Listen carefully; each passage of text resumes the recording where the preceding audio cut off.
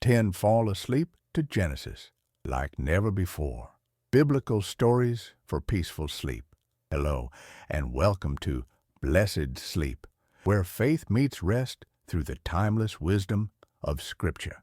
Tonight, we will share the journey of a young shepherd named Eliam, a narrative inspired by the book of Genesis, woven through the ancient landscapes of the patriarchs. This story explores the profound beauty of God's creative power and covenant faithfulness, and teaches us about trust in divine promises even when we cannot see the complete picture. While you listen, allow these faith-filled words to envelop you, bringing tranquility to your mind and renewal to your spirit. Let the gentle guidance of biblical wisdom lead you to a place of complete peace, resting in the presence of God. If this video blesses you, I would be deeply grateful if you could take a moment to like and subscribe to the channel. Your support allows me to continue sharing God's wisdom through these stories, creating more content designed to bring peace and spiritual refreshment through Scripture-inspired narratives. Now, take a deep breath, settle into the presence of God, and let us begin tonight's journey through this blessed story. The first light of morning had not yet touched the hills of Hebron when Eliam opened his eyes. The stone walls of his family's modest house still held the coolness of night, and through the small window above his sleeping mat, he could see the last stars fading like distant lamplight, being extinguished one by one. He lay still for a moment, listening to the familiar sounds of dawn beginning to stir the household.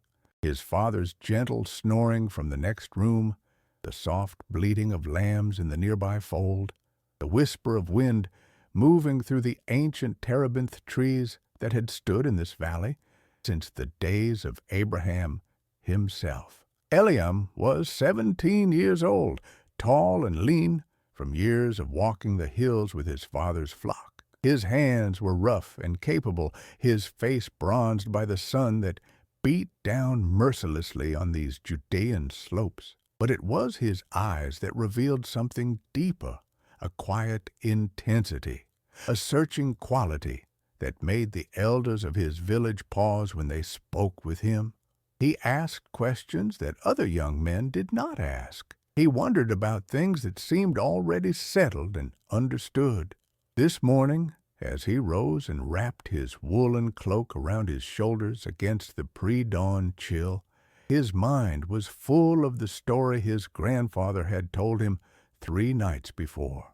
They had been sitting around the evening fire, the old man's face flickering in the amber light, his voice taking on that particular cadence that meant he was about to share something important, something passed down through generations like a precious vessel, carried carefully from hand to hand. "Eliam," his grandfather had said, his weathered fingers tracing patterns in the dust at his feet, "do you know why we tend these sheep? Why we live in these hills? Why we keep the festivals and remember the promises?" Eliam had nodded, thinking he knew, but his grandfather had raised one gnarled hand. "You know the words, boy, but do you know the knowing? There is a difference between hearing a thing and understanding it in your bones, in your blood, in the deepest parts of your soul where God speaks to a man." The old man had then told the story of Abram, who had been called out of Ur of the Chaldeans, who had left everything familiar to follow a voice and a promise. He told of how Abram had journeyed to this very land, had looked out over these same hills, had pitched his tent and built his altars. He spoke of the covenant God had made, a promise as vast as the stars overhead, as countless as the sand beneath their feet. But he also told of the waiting, the long years of waiting, the moments of doubt, the times when the promise seemed impossible. And yet, the grandfather had concluded, his eyes bright despite their age, Abram believed and it was counted to him as righteousness, not because he never doubted Eliam, but because he kept returning to the promise. He kept looking up at the stars. He kept remembering the voice he had heard.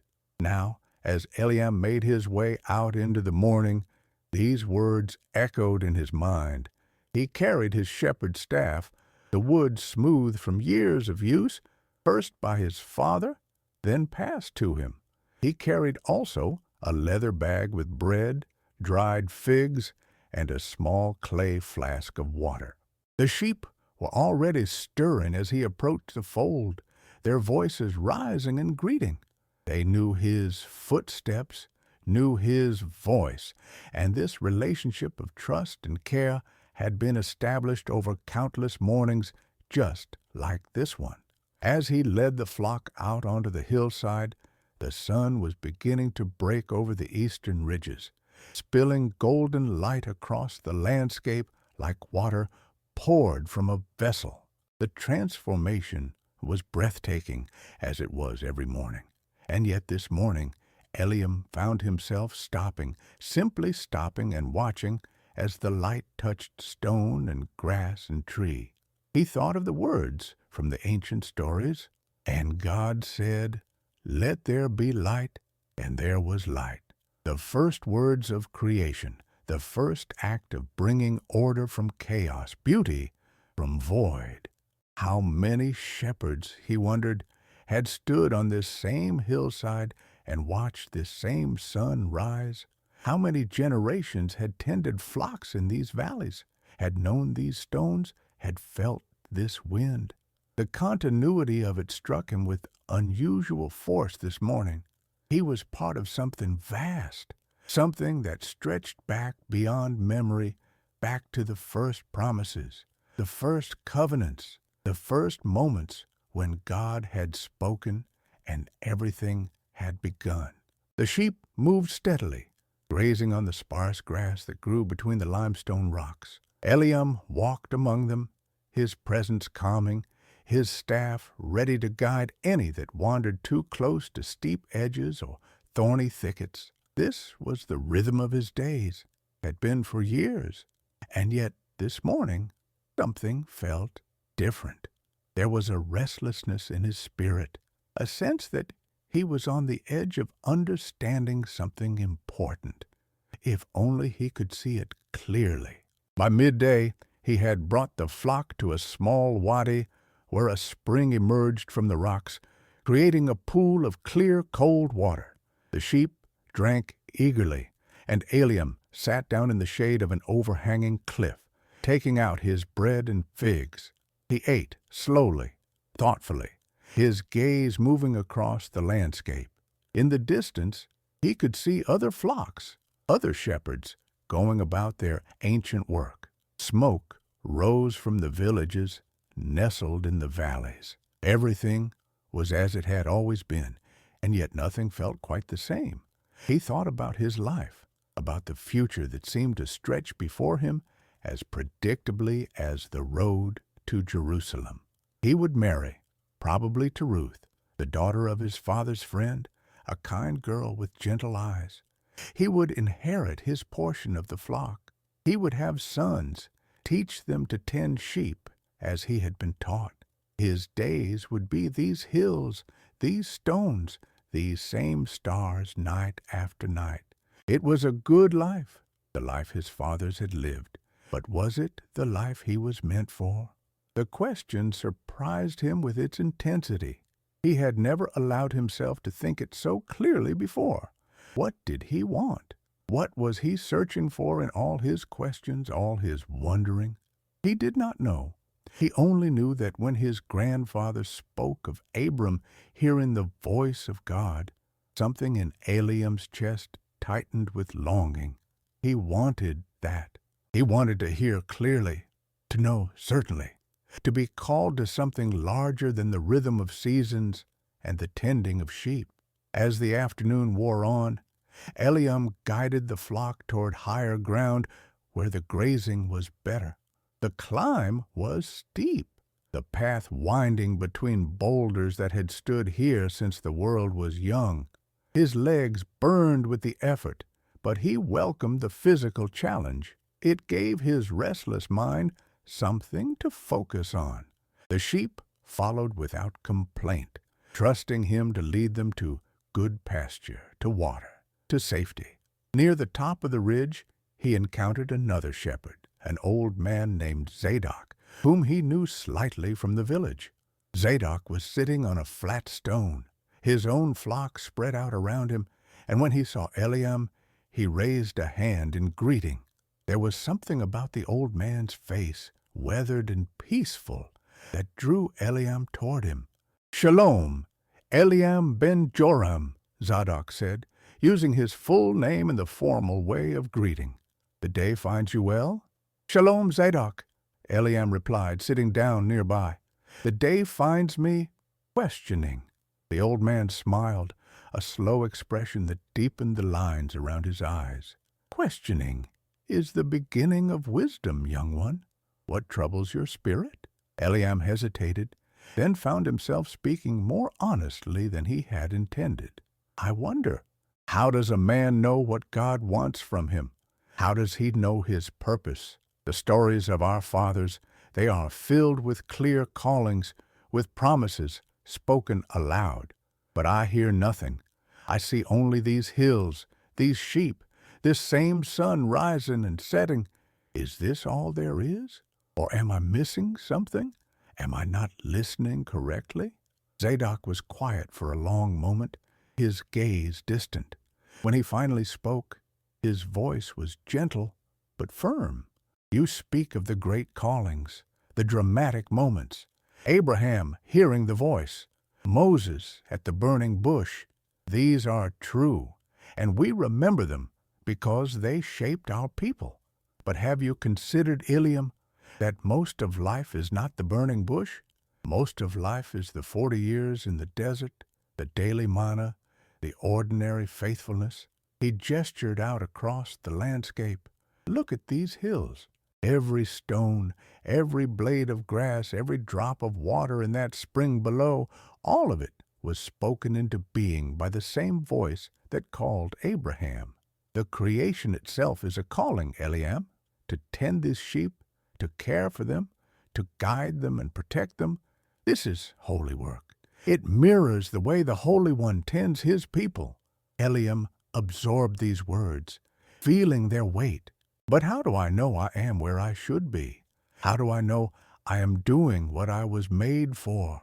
"Does a seed know it is becoming a tree?" Zadok asked. "Does the dawn know it is becoming day? You are young, and you think you must understand everything now, must have all answers before you can take the next step. But faith, true faith, is taking the step even when you cannot see the whole path. It is remembering the promises even when fulfillment seems distant." The old shepherd stood slowly, his joints creaking with age. "I will tell you something, Eliam.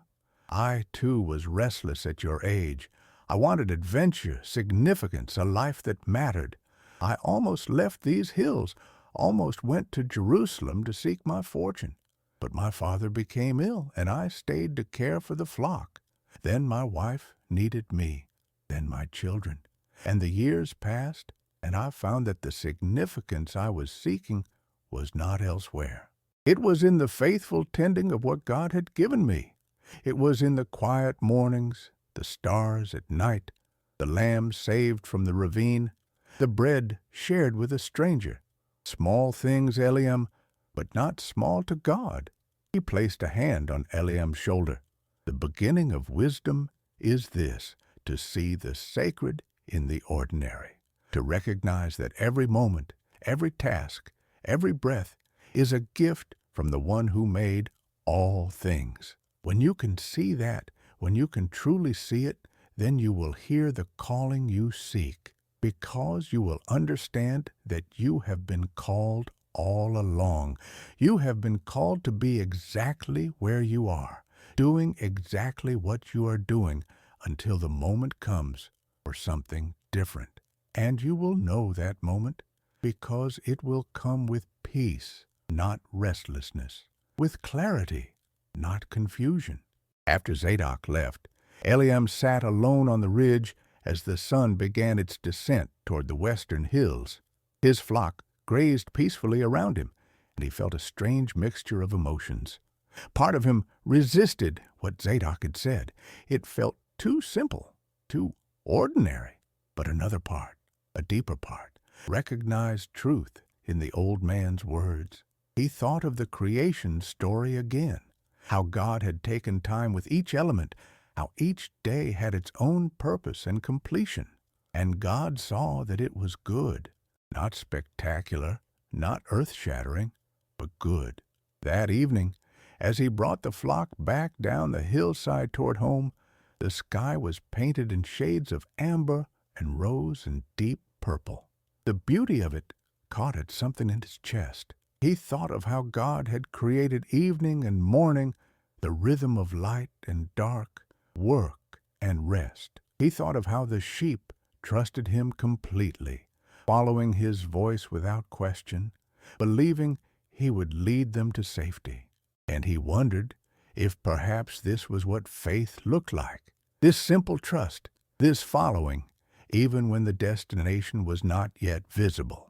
When he reached the fold and secured the sheep for the night, his father was waiting for him. Joram was a solid man, not given to many words, but his love for his son was evident in every glance, every gesture. "You were late tonight," he said, though there was no reproach in his voice. "I met Zadok on the high ridge," Eliam explained.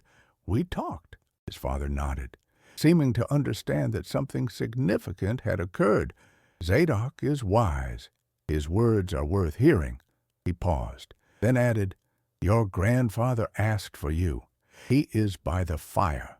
Eliam found his grandfather exactly where his father had said, sitting in his usual spot, a blanket around his shoulders despite the warmth of the evening. The old man's eyes brightened when he saw his grandson. "Sit, sit," he urged, patting the ground beside him.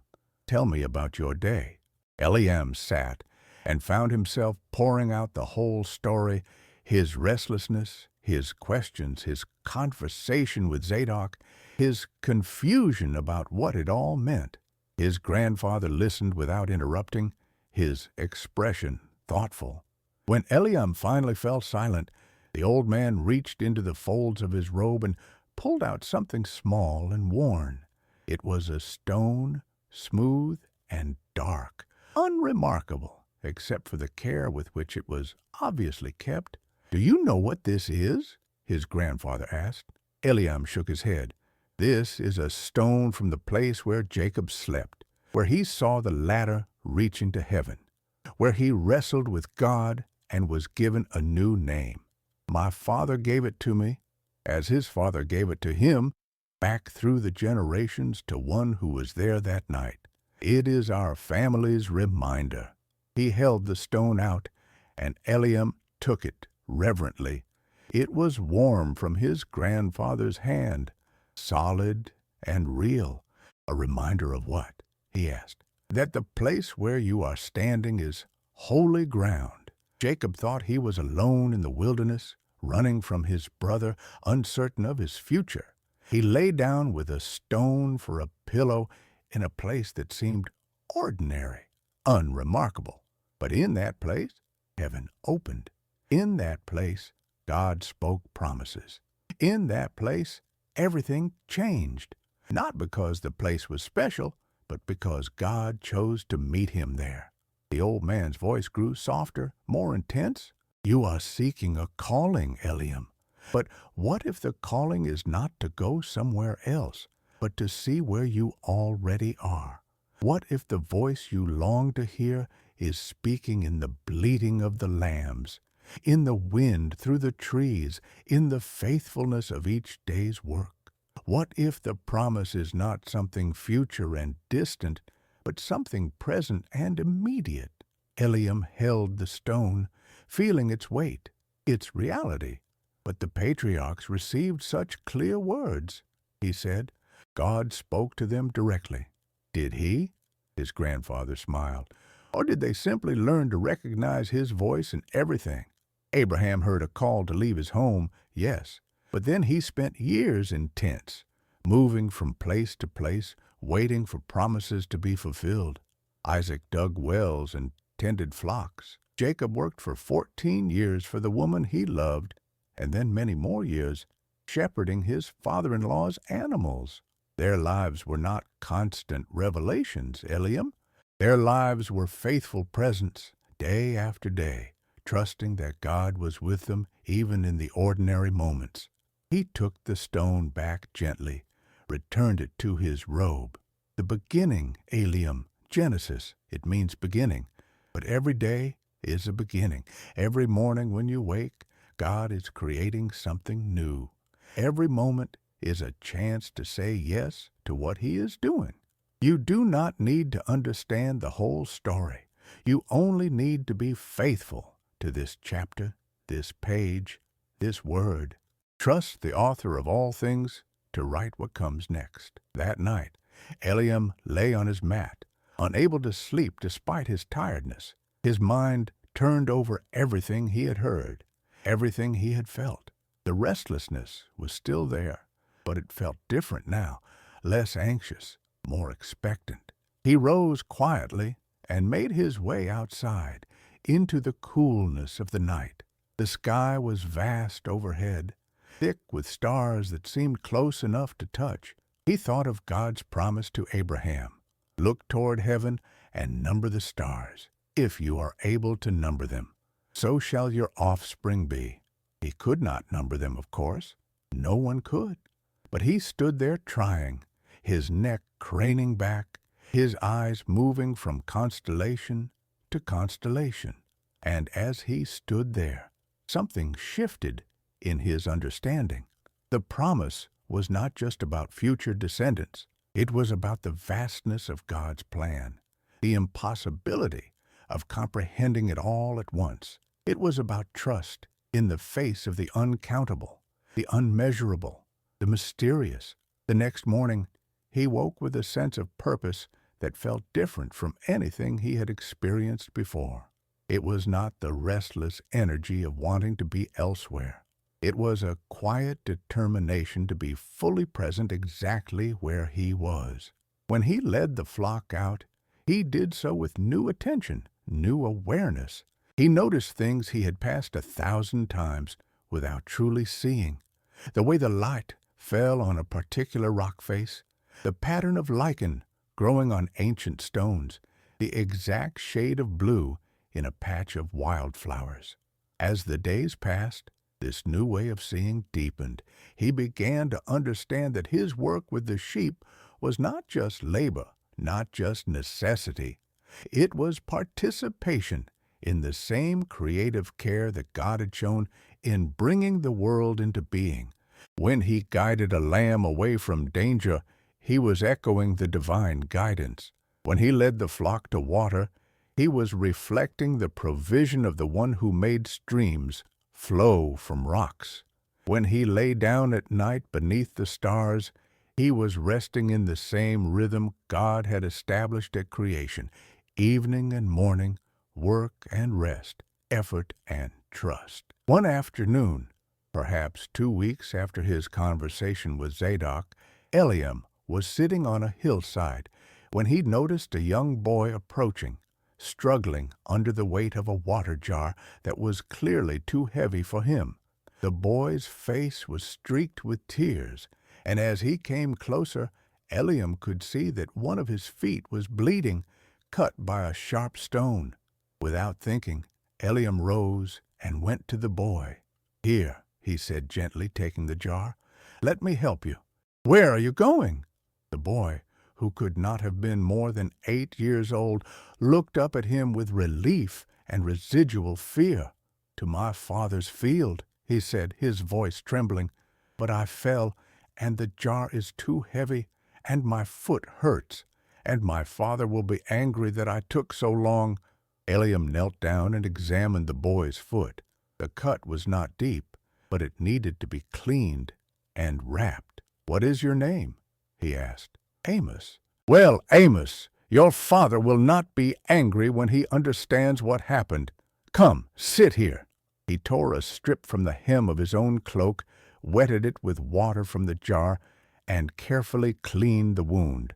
Then he bound it tightly.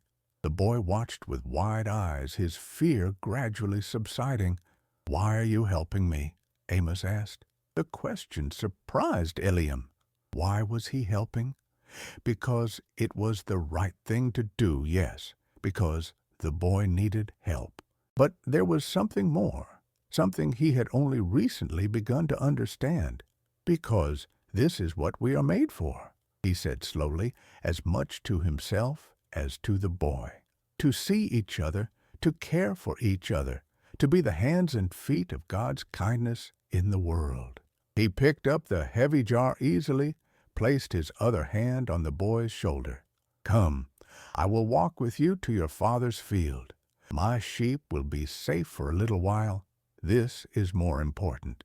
As they walked together, Amos chattering now, his fear forgotten, Eliam felt something settle in his chest. This right here, was part of what his grandfather had been trying to tell him. The calling was not always grand or dramatic. Sometimes it was simply noticing a child with a heavy burden and choosing to help carry it. Sometimes it was stopping, being present, offering what you had to give. When they reached the field, Amos's father came running, concern written across his face. Eliam explained what had happened, assured him the boy was fine, just needed rest for his foot to heal. The father, a worn man with kind eyes, gripped Eliam's arm in gratitude. "Thank you," he said, his voice thick with emotion. "Thank you for seeing him, for stopping." As Eliam walked back to his flock, those words echoed in his mind. Thank you for seeing him. How many people did he pass each day without truly seeing? How many opportunities for kindness, for connection, for reflecting God's love did he miss because he was too caught up in his own thoughts, his own searching, his own restlessness? That evening, when he returned home, there was unexpected news. A messenger had come from Jerusalem seeking young men to work in the temple courts, helping to maintain the structure, assisting the Levites in their duties. It was considered an honor, an opportunity to serve in the house of God, to be near the center of worship and prayer.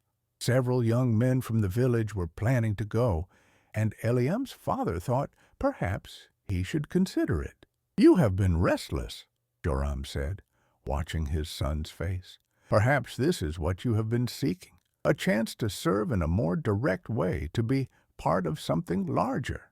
Eliam considered this. A week ago, even a day ago, he might have leapt at the opportunity to go to Jerusalem, to serve in the temple, to be part of the great traditions and rituals. But now, holding the offer in his mind, he felt something unexpected. He felt peace about staying, not resignation, not settling, but genuine peace. "Father," he said slowly, "I am grateful for the opportunity, but I think I am meant to stay here, for now at least. There is something I am learning here, something I do not yet fully understand, but that feels important. True, the temple is in Jerusalem, yes, but God is here too, in these hills, in this work, in the life we have." His father looked at him for a long moment, then nodded. "Then stay," he said simply. "A man must follow his own heart in these matters." But there was something in his eyes, a gleam of respect, of recognition, that had not been there before. The days turned to weeks, and the weeks to months, and Eliam continued his work with the flocks. But everything had changed, or rather, his seeing of everything had changed. He began to notice patterns he had never seen before, the way the seasons moved in their rhythms, the way each type of plant had its time for growing and its time for rest, the way the sheep knew instinctively when a storm was coming, when danger was near, when safety was found. He spent more time with his grandfather, asking questions not out of restlessness now, but out of genuine curiosity. The old man seemed pleased by this shift, and their conversations deepened. They talked about the stories of Genesis, about creation and fall, about promise and covenant, about how God worked through ordinary people in extraordinary ways. The thing about the beginning, his grandfather said one evening, is that it contains everything that follows. When God created the world, He placed within it all the potential, all the possibility, all the patterns that would ever exist. The seed of the mighty tree is already in the acorn. The bird is already in the egg. The man is already in the child. Nothing comes from nothing. Everything comes from that first creative word, that first divine breath. He poked the fire with a stick, sending sparks spiraling up into the night. And so it is with us, with our lives. The calling you seek, Eliam, the purpose you wonder about, it was placed in you from the beginning. You were created for something, and that something is already in you, already working itself out through your days, your choices, your faithfulness. You do not have to strive and strain to become something you are not. You only have to grow into what you already are, what you were always meant to be. These words stayed with Eliam, working in him like yeast in bread, slowly, invisibly, but powerfully. He thought about them as he tended the sheep, as he walked the hills, as he lay down to sleep each night. He thought about the creation story, how God had not simply spoken everything into being in one instant, but had taken time, had moved through stages, had called each day good before moving to the next. One morning, he woke before dawn with an unusual clarity of thought. He rose quietly, took his cloak, and climbed to the highest point near his home, a rocky outcrop from which you could see for miles in every direction. He wanted to watch the sunrise from there, wanted to be fully present for it in a way he had never quite been before. The sky was still dark when he arrived, stars bright and cold overhead. He sat down on the stone, pulled his cloak around himself, and waited. The waiting itself felt significant, felt like a spiritual discipline. He was not rushing, not anxious for the light to come. He was simply present to the process, the gradual transition from dark to dawn. And as he sat there, as the first hints of gray began to touch the eastern sky, he felt something he had never quite felt before. It was not a voice, not a dramatic revelation. It was more subtle than that, more intimate. It was a sense of being seen, being known, being held in awareness by something vast and loving. It was the feeling that he was exactly where he was supposed to be, doing exactly what he was supposed to be doing, even if it was just sitting on a rock waiting for the sun. The light came slowly, almost imperceptibly at first, gray becoming silver, silver becoming rose, rose becoming gold. And with the light came understanding, not all at once, but in layers, in waves. He understood that his restlessness had been a kind of growing pain, his spirit expanding to hold more truth, more awareness, more presence. He understood that the calling he had been seeking was not a single moment, but a continuous choosing, a daily yes to what God was doing in and through him.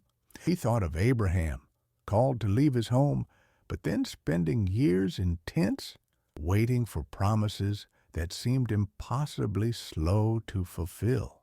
He thought of Isaac, digging wells that others had filled with dirt, patiently reclaiming water sources his father had found. He thought of Jacob, working 14 years for Rachel, tending flocks that were not his own, learning patience and humility in the wilderness. All of them, all the great patriarchs, had spent most of their lives in ordinary faithfulness, in daily labor, in quiet trust. And he understood that this was the pattern, this was the way. The dramatic moments, the burning bushes, the wrestling angels, they came, but they were rare. Most of life was the wilderness, the tending, the waiting, the slow accumulation of days and choices that shaped a soul. Most of life was faithfulness in small things, presence in ordinary moments, trust when the promise seemed distant. As the sun finally broke free of the horizon, spilling light across the landscape, Eliam stood up. He felt different, settled in a way he had not been before. He was still young, still learning, still growing, but he was no longer searching for something outside himself, something elsewhere. He had found what he was looking for, or rather, he had discovered it had been with him all along. God was here, in these hills, in this work, in this life. The sacred was not somewhere else. It was woven into everything, waiting to be noticed, to be honored, to be lived. Over the following months, this realization deepened and expanded.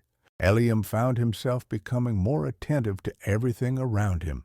He noticed the way certain sheep needed extra care, how others were natural leaders.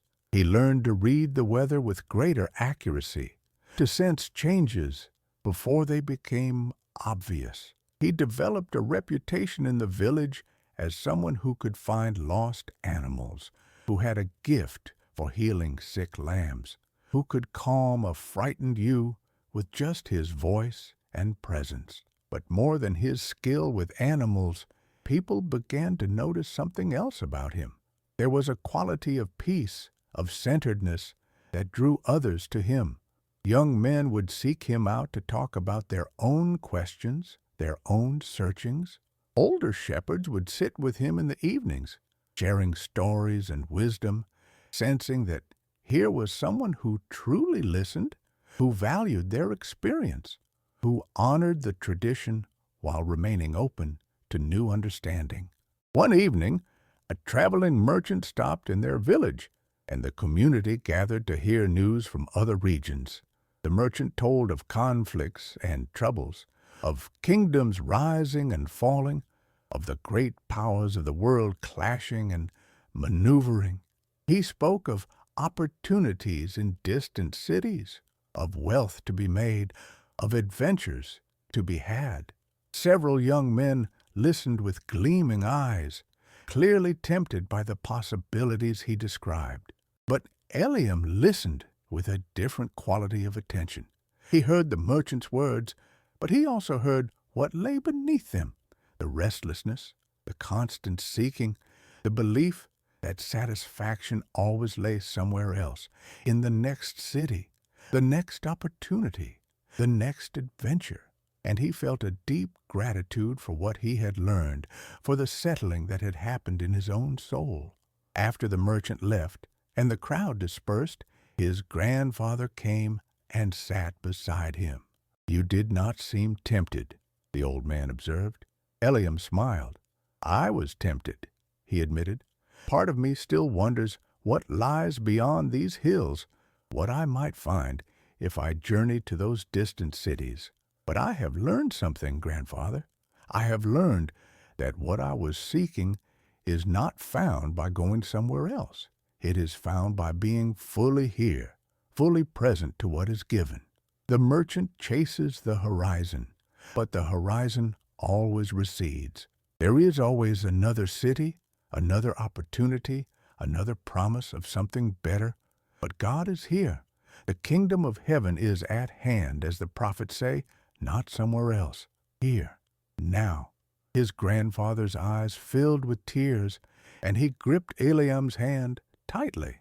"You have learned what took me a lifetime to understand," he said, his voice rough with emotion. "And you have learned it while you are still young enough to live it fully.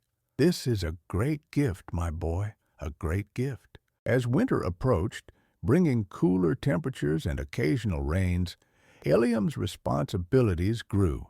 His father's health was not what it had been, and more of the flock management fell to Eliam.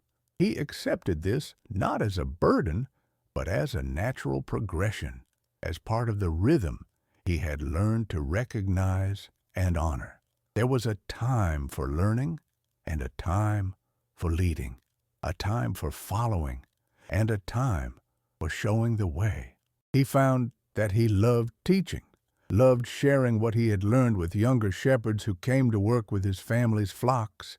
He taught them not just the practical skills, but the deeper things, the attentiveness, the patience, the recognition of the sacred in daily work. He taught them to see the sheep not just as property, but as living beings entrusted to their care, each one known, each one valued. One of his apprentices was a boy named Daniel, 12 years old, eager but clumsy, always asking questions. Eliam saw something of his younger self in Daniel, the searching quality, the desire to understand not just how, but why. He took extra time with the boy, answering his questions with patience, showing him not just what to do, but helping him discover the meaning in it. One afternoon, as they were bringing the flock down from the high pastures, Daniel asked, "Eliam, do you ever wish you had done something else? Gone somewhere else? My father says you could have gone to Jerusalem, could have served in the temple. Do you regret staying here?" Eliam considered the question carefully. "Regret is a strange thing, Daniel. If I had chosen differently, I would be a different person, living a different life. That life might have been good in its own way. But this life, this exact life I am living, this is the one I was given, and I have learned to see it as a gift. No, I do not regret staying. I have found what I needed to find right here." "But what did you find?" Daniel pressed. "What changed?" Eliam stopped walking, turned to face the boy fully. "I found that I was looking for God in the wrong places. I thought he was somewhere else, in some experience I had not yet had, in some calling I had not yet received. But he was always here, always present, always speaking through the very life I was living. I learned to see with different eyes, to hear with different ears. And once I learned that, everything changed. Or rather, everything was the same, but I was different. And that made all the difference." Daniel frowned, trying to understand. "So you are saying that God is here? In the sheep? In the hills?" "God is everywhere," Eliam said.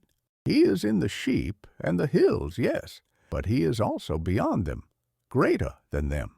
The creation points to the Creator, Daniel. When you see the beauty of a sunrise, you are seeing something of God's beauty.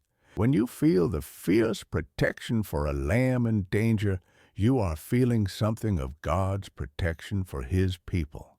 When you rest after a day's work, you are participating in the rest that God Himself established at creation. Everything connects. Everything means something.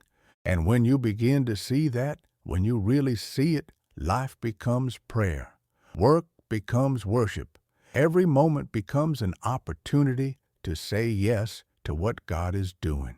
The boy was quiet for a long time, and they continued walking in silence. But Eliam could see the thoughts working in Daniel's mind, the questions forming, the beginning of understanding. He remembered how Zadok's words had worked in him, slowly, gradually, like seeds germinating beneath soil. He trusted that his words to Daniel would do the same, in their own time, in their own way. That evening, as Eliam sat with his family around the fire, his mother served the evening meal, bread and lentil stew, simple but nourishing. As they ate together, his father told stories of his own youth, of lessons learned, of mistakes made, and wisdom gained. His mother added her own memories, her own perspective.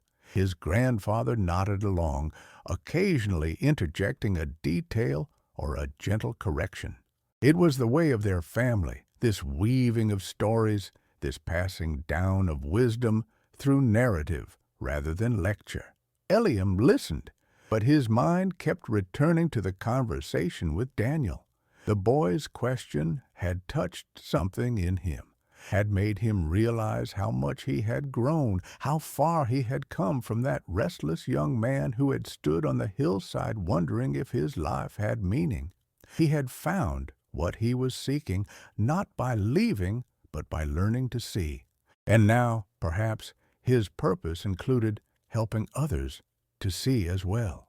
The weeks continued to unfold in their familiar patterns, but Eliam found that familiarity no longer felt like limitation. Each day brought its own small revelations, its own opportunities to practice the presence of God.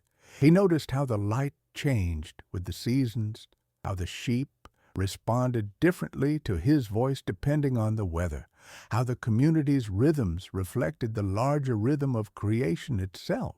One morning in early spring, as new grass was beginning to push through the winter-hardened soil, Eliam was leading the flock to a pasture he had not visited in several months. The path took him past the place where he had first encountered Zadok, the old shepherd whose words had begun to shift something in his understanding.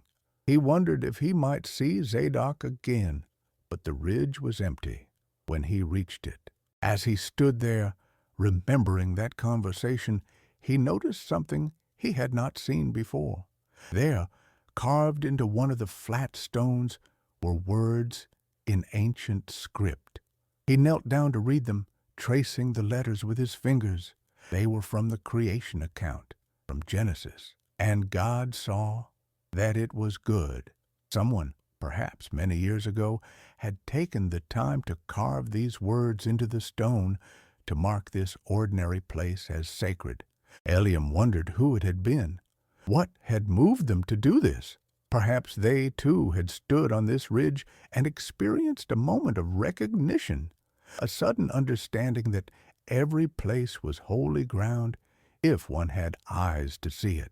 He sat down beside the stone, his flock grazing peacefully around him.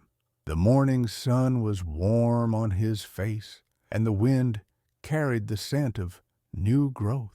He thought about the beginning, about Genesis, about how God had spoken creation into being with words, and he thought about how words continued to create, to shape reality, to call forth new possibilities. His grandfather had said that every day was a beginning, every moment a chance to say yes to what God was doing. Eliam was beginning to understand this at a deeper level. The creation was not a past event, finished and done. It was ongoing, continuous, happening now in every breath, every heartbeat, every choice to love rather than fear, to trust rather than doubt, to be present rather than absent. As the morning wore on, he led the flock down from the ridge toward a valley where a stream ran clear and cold. The journey took several hours, and he walked in companionable silence with his thoughts and his sheep. There was something deeply satisfying about this work, about the simple act of guiding creatures to water and grass, of keeping them safe from harm. It was, he realized, what God did for his people. The Psalms spoke of it. The Lord is my shepherd, I shall not want. He makes me lie down in green pastures. He leads me beside still waters. He had heard those words countless times, had recited them in prayer, had sung them in worship, but now they resonated differently. He was not just hearing them, he was living them, both as the shepherd and as the sheep. He guided his flock, but he himself was guided. He provided for them, but he himself was provided for. The pattern repeated at every level, the same love flowing down from the source of all things, through him to the creatures in his care. When they reached the stream, the sheep drank eagerly, and Eliam knelt to fill his water flask. The water was so cold it made his teeth ache, but it was pure and sweet. He sat back on his heels, watching the sunlight dance on the surface of the stream, watching the way the water moved over and around the stones, always finding its path, always flowing toward its destination. Water was a constant presence in the stories of his people. The creation story spoke of the Spirit hovering over the waters. Abraham's servant had found Rebekah at a well. Moses had drawn water from a rock. The prophets spoke of streams in the desert, of fountains of living water. Jesus himself had stood in the temple and proclaimed that whoever was thirsty should come to him and drink. Water meant life. Without it, nothing could survive in this harsh land. And yet, water was also a sign of something beyond physical survival. It represented cleansing, renewal, transformation. Eliam thought about the ritual baths, the mikveh, where people immersed themselves before entering sacred space. The physical act pointed to a spiritual reality, the washing away of the old, the emergence of the new. He splashed some of the cold water on his face, feeling it wake his skin, feeling it refresh and revive. Such a simple thing, water on skin, and yet it was a gift, a grace, a reminder that the world was full of mercies he took for granted. How many times had he drunk from streams without really tasting? How many times had he washed without really noticing? How much of life had he lived without truly living? The afternoon found him in a high meadow, the sheep scattered across the grass, their woolly bodies like clouds against the green. He lay back on the ground, his staff beside him, and watched the sky. Great white clouds moved slowly overhead, their shapes constantly changing, creating and dissolving forms. He remembered as a child, lying like this with his father, naming the shapes they saw, a lamb, a mountain, an angel's wing. His father had said, "God is like an artist, Eliam, always creating, always making new things, and we are made in his image. So we too are creators. Every choice we make, every word we speak, every action we take, we are shaping the world, adding our own small part to the great work." At the time, Eliam had thought his father was talking about grand things, about building and achieving and accomplishing. But now he understood differently. The small things were the great work, the faithful tending, the patient presence, the noticing and honoring of what was already there. This was creation too, this daily yes to life, this choosing again and again to participate in the goodness that God had called forth in the beginning. As spring deepened into summer, the work of shepherding became more demanding. The sheep needed to be sheared, a task that required help from others in the village. For 3 days, Eliam worked alongside his father and several neighbors, carefully removing the thick wool that had kept the animals warm through winter, but would now be too heavy for the heat of summer. It was hard, physical work, requiring patience and skill. Each sheep had to be handled gently but firmly, had to be calmed and positioned correctly. The shears were sharp, and one careless movement could injure the animal. But there was a rhythm to it, a meditation in the repetition. Hold the sheep, speak soothingly, begin at the neck, work down the body, careful around the legs, gentle near the face. As he worked, Eliam found himself thinking about transformation, about how the sheep looked so different after being shorn, smaller, vulnerable, but also freed from a burden. He thought about how sometimes growth required letting go of what had served its purpose, how sometimes transformation meant becoming less rather than more, stripped down to essence. One of the men working beside him, a neighbor named Micah, started singing as he worked. It was an old song, one of the Psalms, and soon others joined in. Their voices rose and fell together, creating harmony without planning it. each man adding his part naturally.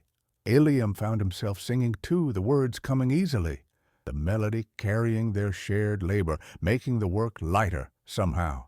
Bless the Lord, O my soul, and all that is within me. Bless his holy name. Bless the Lord, O my soul, and forget not all his benefits. The words wove through the afternoon, a thread of praise running through mundane work. This, Eliam thought, this was worship. Not just the formal prayers in the synagogue, important as those were, but this too. This work done together, this singing while laboring, this finding of the sacred in the ordinary task. Everything was worship when it was done with awareness, with gratitude, with recognition of the one who made all things. By the time they finished, the sun was setting, and they were all exhausted. But there was satisfaction in the work completed, in the piles of wool waiting to be cleaned and spun, in the sheep looking lighter and more comfortable. Micah's wife brought out bread and wine, cheese and olives, and they sat together in the cooling evening, sharing the simple meal, laughing and telling stories. Eliam looked around at these faces, these people he had known all his life. His father, gray beginning to show in his beard, his hands rough and capable. Micah, whose laughter was infectious, whose joy seemed unshakable despite losses he had endured. Old Benjamin, whose wife had died the previous winter, who still carried grief in his eyes, but who had come to help anyway because that was what one did. One showed up for the community, even in pain. This was covenant, Eliam realized. Not just the ancient promises made to Abraham, Isaac, and Jacob, though those were foundational, but this too, this daily choosing to be present for each other, to share labor and celebration, to bear one another's burdens, to rejoice in one another's joys. This was what it meant to be the people of God, to live out the love that had created the world in the first place. As the men began to disperse to their own homes, his grandfather approached Eliam. The old man had not participated in the shearing, his hands too gnarled with age for such work now, but he had been there, sitting in the shade, watching, his presence a blessing in itself. "Walk with me a moment," the grandfather said, and Eliam fell into step beside him. They moved slowly through the village, the old man's pace deliberate and careful. The evening star was visible now, bright in the deepening blue of the sky. "You have changed, grandson," the old man said softly. "I see it in how you move, how you speak, how you are with others. You have found what you were seeking." "I have," Eliam agreed, "though it was not what I thought I was looking for." "It never is," his grandfather said with a slight smile. "We think we are seeking God, but really he has been seeking us all along. We think we are searching for purpose, but really purpose has been living us, breathing us, working through us the whole time. We only need to wake up to it." They had reached the old man's house, and he paused at the threshold. From inside came the warm glow of lamplight, the murmur of voices. His grandmother was singing softly as she prepared the evening meal. "Eliam," his grandfather said, turning to face him, "I want you to have something." He reached into his robe and pulled out the stone, the one from Jacob's place, the reminder of holy ground. "This has been in our family for generations, passed from father to son. It is time for it to pass to you." Eliam started to protest. "But, grandfather, I am not married. I have no sons yet. Should it not go to father first?" "Your father had his time with it," the old man said. "He carried it for years before passing it back to me for safekeeping. Now it is your turn, not because of what you might accomplish or achieve, but because of what you have become, because you understand what it means. The place where you stand is holy ground. Remember that? Always. Eliam took the stone, felt its familiar weight in his palm. It was warm from his grandfather's hand, smooth from centuries of being held and treasured. Such a small thing, just a piece of rock, and yet it carried within it the memory of encounter, of transformation, of promises kept across impossible spans of time. "Thank you, grandfather," he said, his voice thick with emotion. The old man placed both hands on Eliam's shoulders, looked into his eyes with a gaze that seemed to see everything, past and future and present, all at once. "You will teach others, Eliam. This is part of your calling. Not in grand ways, perhaps, not standing before multitudes, but one heart at a time, one conversation at a time, one shared moment at a time. You will help others to see what you have learned to see. This is a sacred trust. Use it well." That night, Eliam lay on his mat, the stone resting on his chest over his heart. He could feel its weight, its solidity, its reality. It was a physical thing, but it pointed to something beyond the physical. It was a reminder that the spiritual and material were not separate realms, but woven together, each permeating the other, each revealing the other. He thought about his grandfather's words, teaching others. He had never considered himself a teacher, had never imagined that role for himself, but as he reflected on the past months, he realized he had already been doing it, with Daniel and others who sought him out, who seemed to sense that he had found something they were searching for. The thought was both humbling and daunting. Who was he to teach others? He was still learning himself, still discovering new depths in the ancient stories, still being surprised by grace in unexpected moments. But perhaps that was the point. Perhaps the best teachers were those who remained students, who understood that knowing was not about having all the answers, but about living the questions with integrity and openness.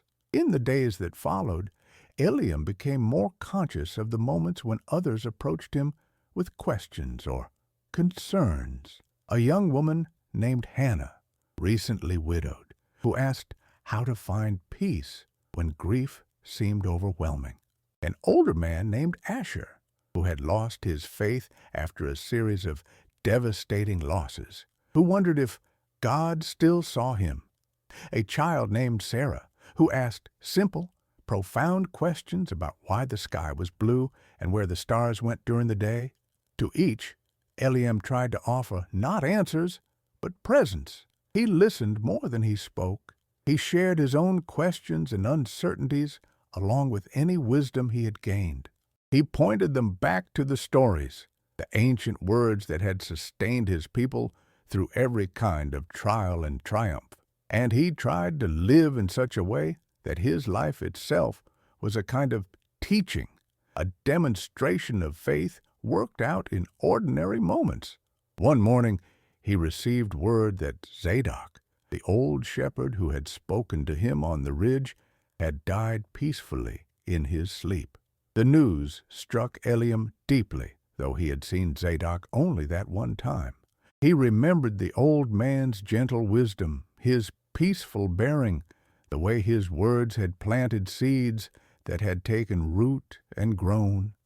He attended the burial, standing among the other villagers as Zadok's body was laid to rest in the tomb that had held his ancestors. The rituals were familiar, the washing, the wrapping in clean linen, the prayers, the weeping. But Eliam experienced them with new awareness, understanding them as part of the great pattern, the cycle of life and death, and life that had been woven into creation from the beginning. From dust you came, and to dust you shall return, the elder intoned, the ancient words carrying their weight of truth and sorrow and strange comfort. Death was not the end of the story their tradition taught. It was a transition, a passage, a doorway to something beyond their seeing. The promise to Abraham had not been just about this life, but about all that lay beyond, about a covenant that death itself could not break. After the burial, Zadok's son approached Eliam. He was a man of middle years, with his father's kind eyes and gentle manner. "My father spoke of you," he said. "After your conversation on the ridge, he came home and told me that he had met a young man who reminded him of himself at that age, full of questions and seeking. He was glad he had been able to share some of what he had learned. He said he felt his years of faithfulness had borne fruit in that conversation, that it was part of what his life had been for." Eliam felt tears prick his eyes. "He gave me a great gift," he said. "His words changed my life, though he could not have known it at the time. I wish I had been able to tell him, to thank him properly." "He knew," Zadok's son said with certainty. "He saw it in you. That was enough." He paused, then added, "He left something for you. He told me that if you came to the burial, I should give it to you." He handed Eliam a small leather pouch. Inside was a shepherd's stone, the kind used in a sling to protect flocks from predators. It was smooth and round, perfectly weighted, and inscribed with a single letter, the Hebrew Shin, which stood for Shaddai, one of the names of God meaning Almighty.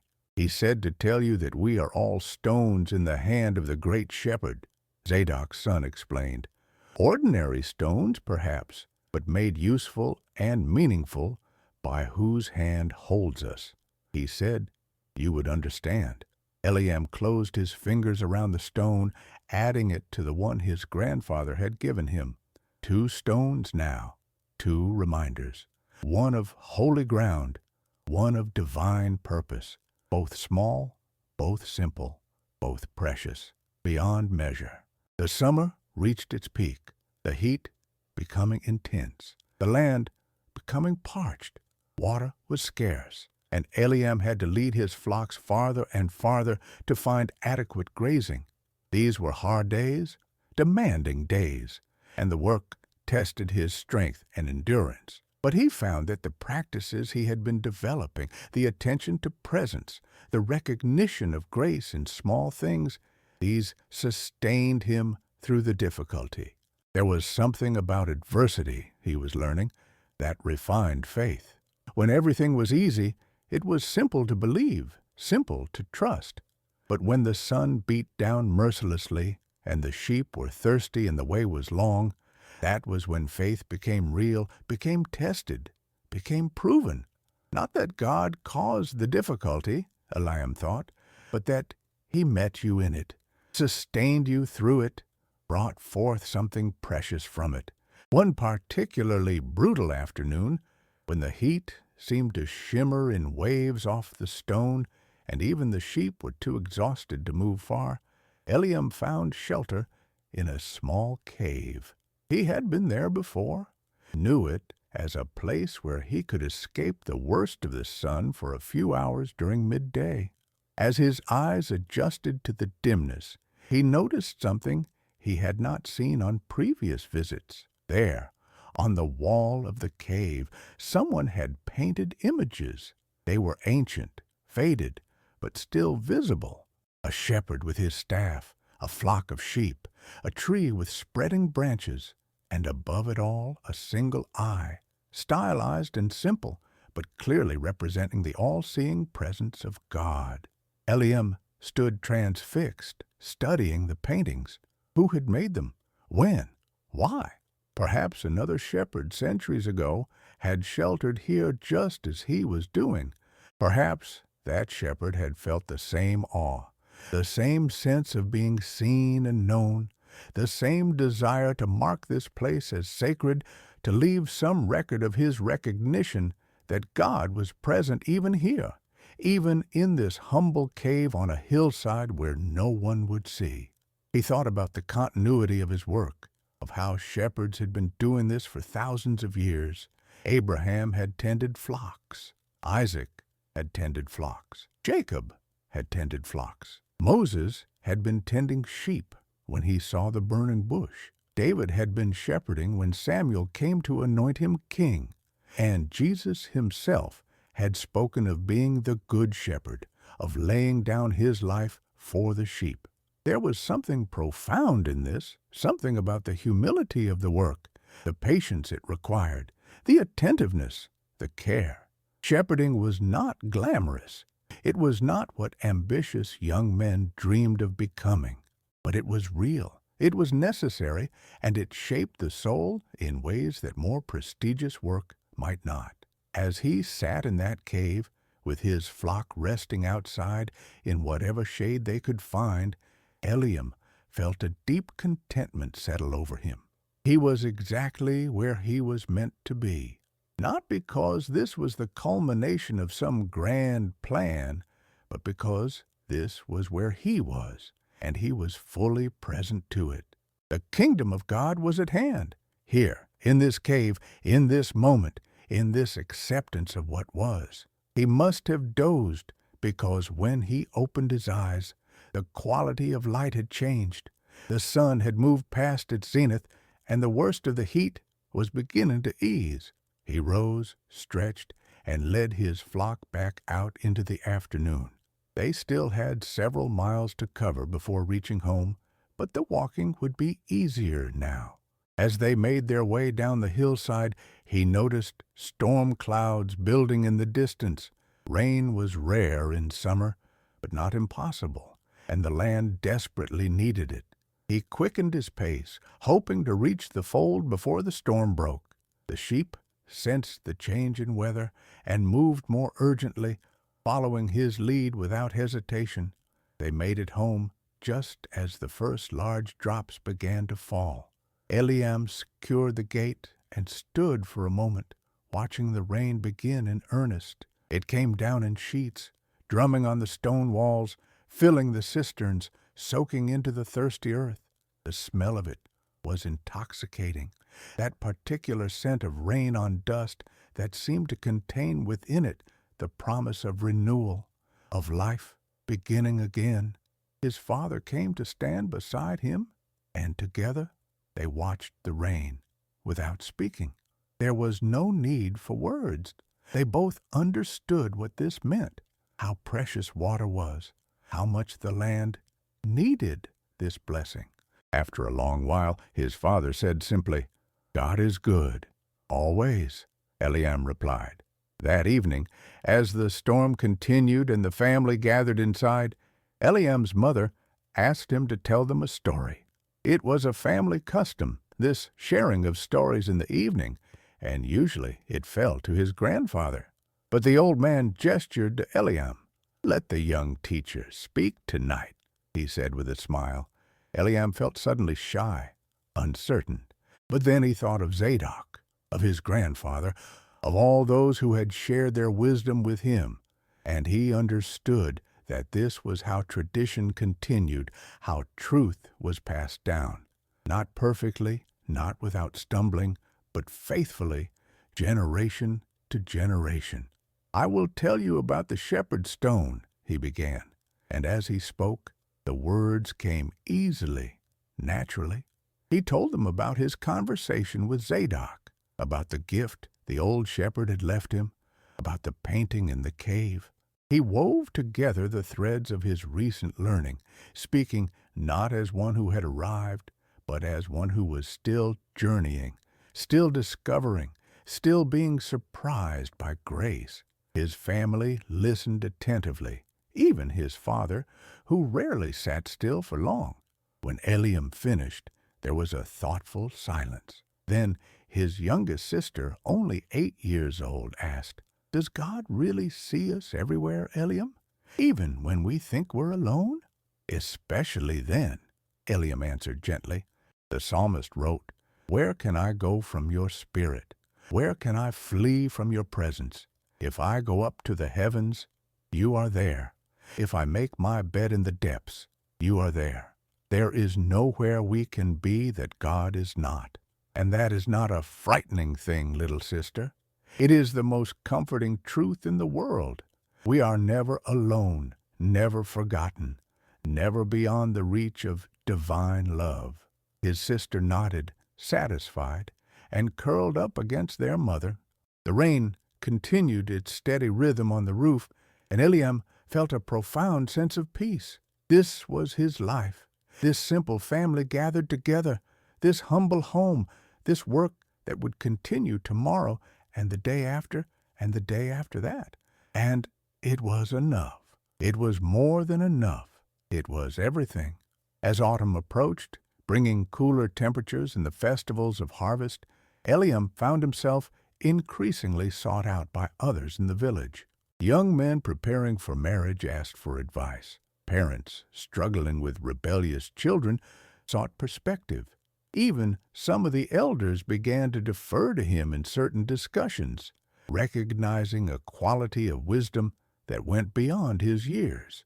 He did not seek this role, did not promote himself, or claim special knowledge, but somehow people sensed something in him, a centeredness, a peace that they wanted to understand. And because he had learned from Zadok and his grandfather to speak in stories rather than pronouncements, to ask questions rather than give answers, those who came to him felt heard rather than judged, accompanied rather than instructed. One evening, as he was returning from the fields, he encountered a group of travelers on the road. They were not from the region, their accents marking them as from the northern territories. They looked weary and uncertain, and one of them, an older woman, was limping badly. "Shalom!" Eliam called out the traditional greeting. "Do you need help?" The group's leader, a man of perhaps 40 years, looked at him with relief. "Shalom! We are pilgrims traveling to Jerusalem for the Feast of Tabernacles. But my mother has injured her foot, and we are still many miles from the city. We were hoping to find shelter for the night, somewhere she could rest." Eliam did not hesitate.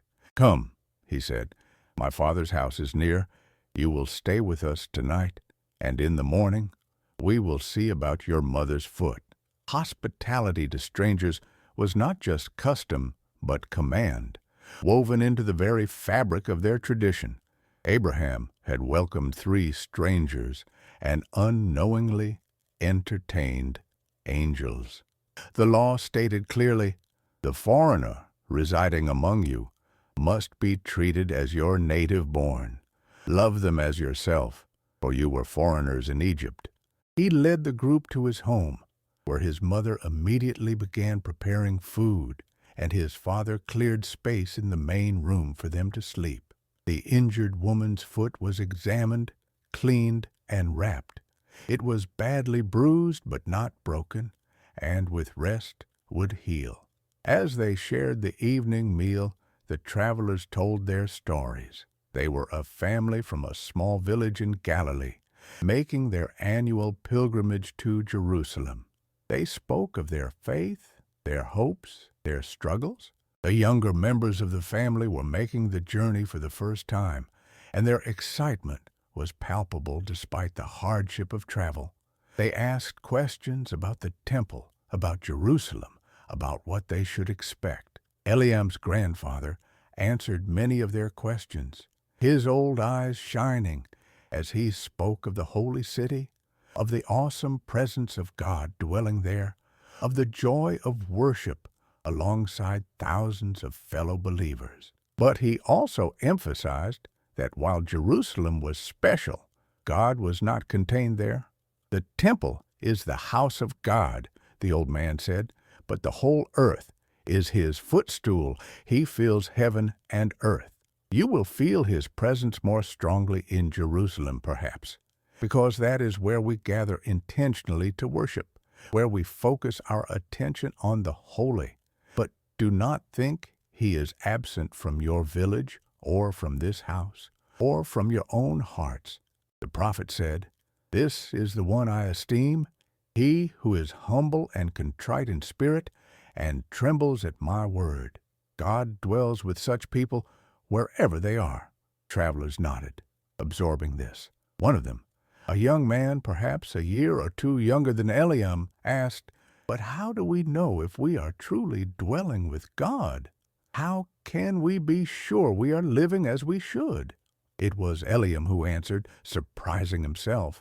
I think, he said slowly, it is not about achieving some perfect state of holiness, but about orientation, about which direction we are facing. Are we turning toward God or away from Him? Are we opening ourselves to His work in us or resisting it?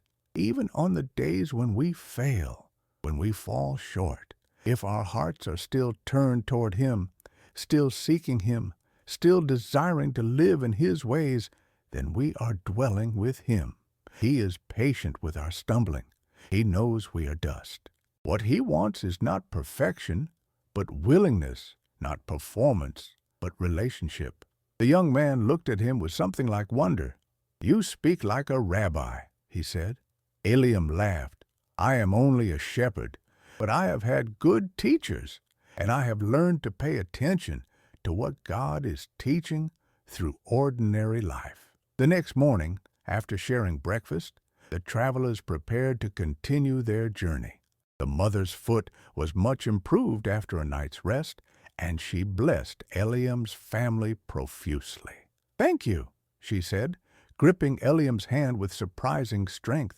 You have shown us the face of God through your kindness. We will remember this, and we will teach our children to show such hospitality when they have the opportunity. After they left, Eliam's father turned to him. You are becoming a teacher indeed, he said. Your grandfather saw it before any of us. You have a gift for helping others see truth, for making the ancient words come alive in present reality. Eliam shook his head. I only share what I have been given, Father. I am still learning. We are always learning, his father replied. That is how it should be. The day we think we know everything is the day we stop growing. The Feast of Tabernacles arrived, and Eliam's family, like families throughout the land, built their sukkah, the temporary shelter that commemorated their ancestors' wandering in the wilderness. They constructed it in the courtyard, using branches and palm fronds, creating a space that was both exposed and protected, both fragile and sufficient. For 7 days, they would eat their meals in the sukkah, would spend as much time as possible there, remembering that their ancestors had lived in tents, had trusted God for daily provision, had learned to find security not in permanent structures, but in divine faithfulness. It was a profound lesson, one that resonated deeply with everything Eliam had been learning. On the first evening of the feast, as they sat in the sukkah, with lamplight flickering and stars visible through the woven branches above, his grandfather began to tell the story. It was the story Eliam had heard every year of his life, but tonight he heard it differently. When the Holy One brought our fathers out of Egypt, the old man began, his voice taking on the rhythmic cadence of ancient storytelling. He led them into the wilderness. They had been slaves, accustomed to the harsh certainty of bondage. Now they were free, but freedom is terrifying when you do not know what comes next. They cried out, "Did you bring us out here to die? At least in Egypt we had food, we had water, we had shelter." But God said, I will teach you to trust me. I will provide for you day by day. I will give you manna each morning, enough for that day. You cannot store it up, cannot hoard it. You must learn to trust that tomorrow's provision will come tomorrow. And so they lived in tents, moving when the cloud moved, staying when the cloud stayed. They learned that security was not found in accumulation or in controlling the future, but in faithfulness to the present moment, in trusting that the one who had freed them would continue to care for them. We build these sukkot each year to remember this lesson. We sit in these fragile structures, exposed to the elements, and we declare our security is not in walls of stone, not in accumulated wealth, not in our own strength. Our security is in the covenant, in the promises of God, in the faithfulness that endures forever. As his grandfather spoke, Eliam looked up through the gaps in the roof at the stars beyond. They were the same stars Abraham had looked at, the same stars that had guided his ancestors through the wilderness, the same stars that would shine long after he was gone. There was something deeply comforting in that continuity, in knowing he was part of a story much larger than his own life. During the week of the feast, Eliam spent his days in normal work, but his evenings in the sukkah, studying, praying, conversing with family and neighbors who stopped by. It was a time set apart, a time of intentional remembering and celebrating.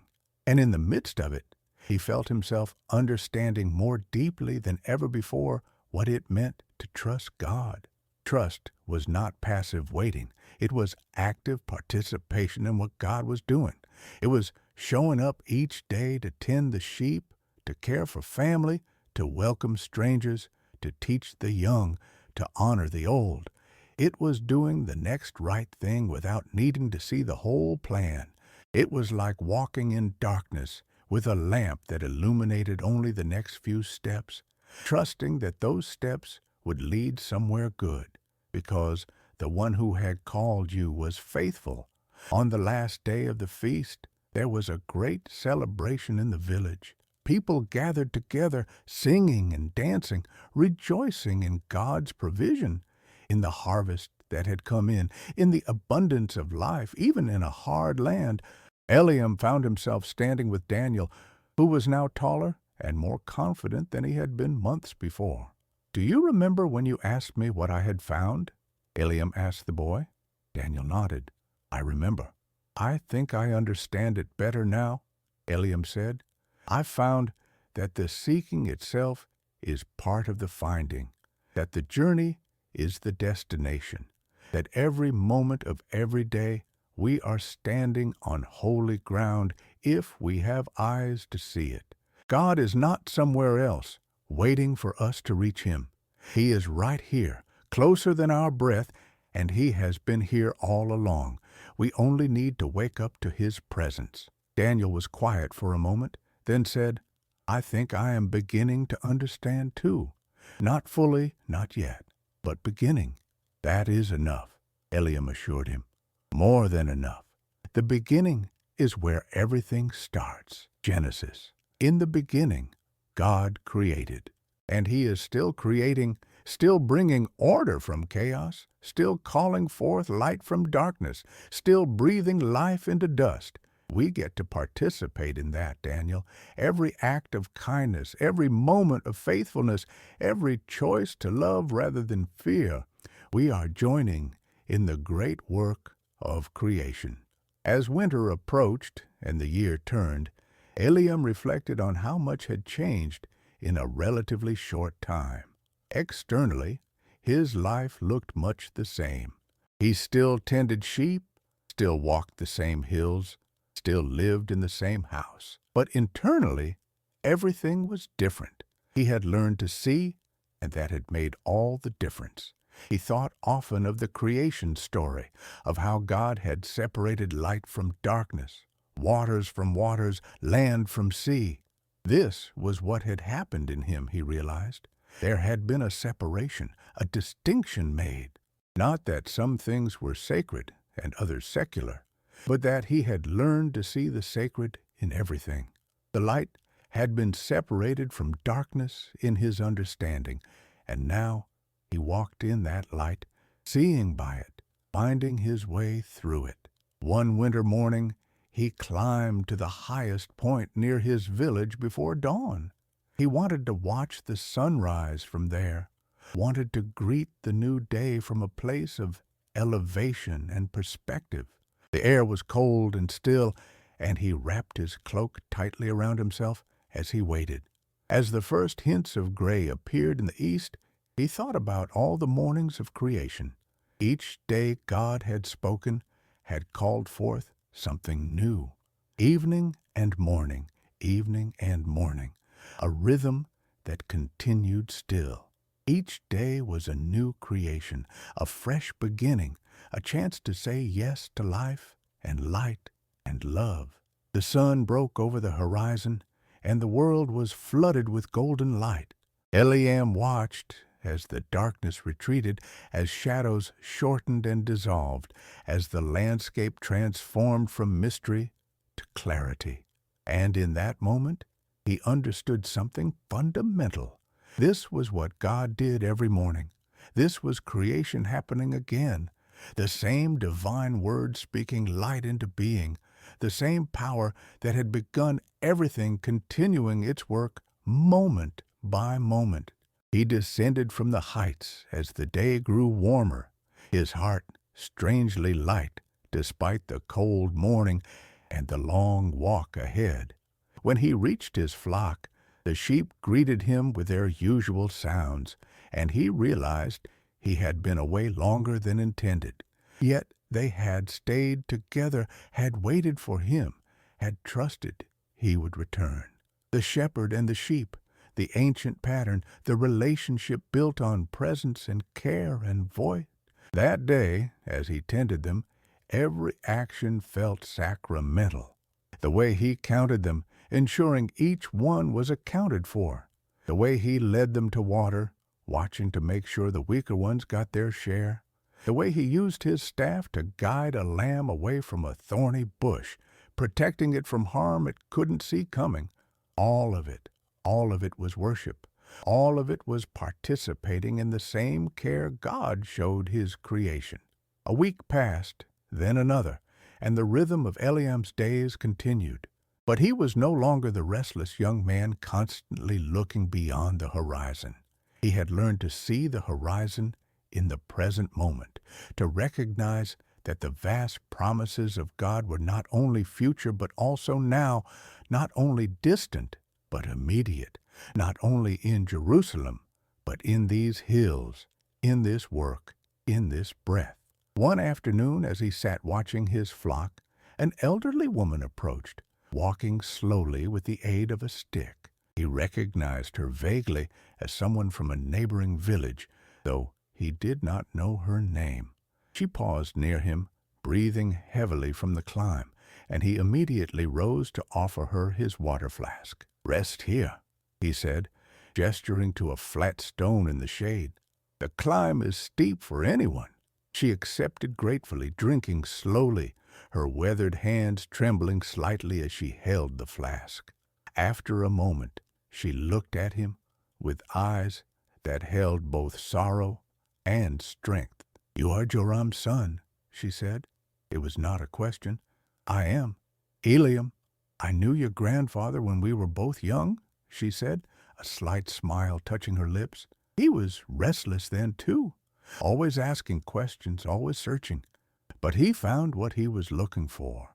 I can see that you have as well."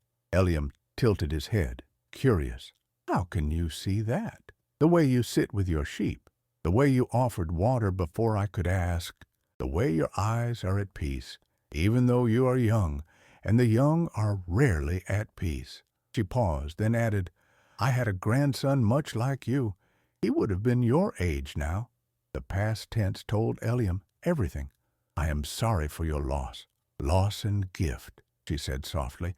"He lived 17 years, and they were full of joy. When the fever took him, I thought my heart would break beyond repair. And it did break, Eliam.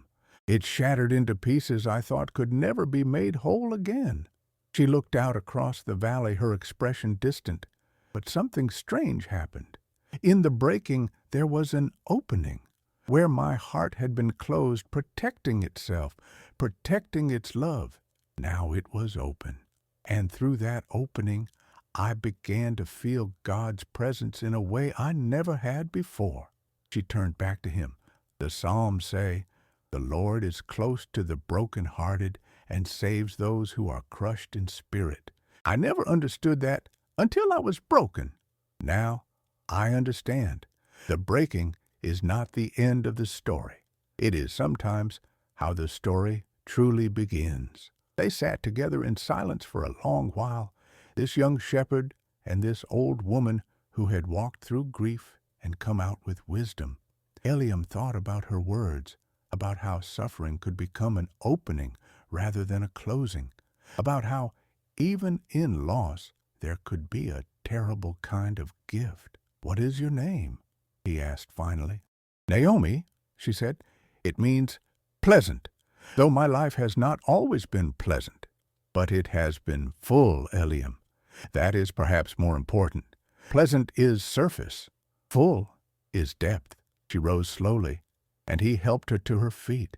"Thank you for the water," she said, "and thank you for listening.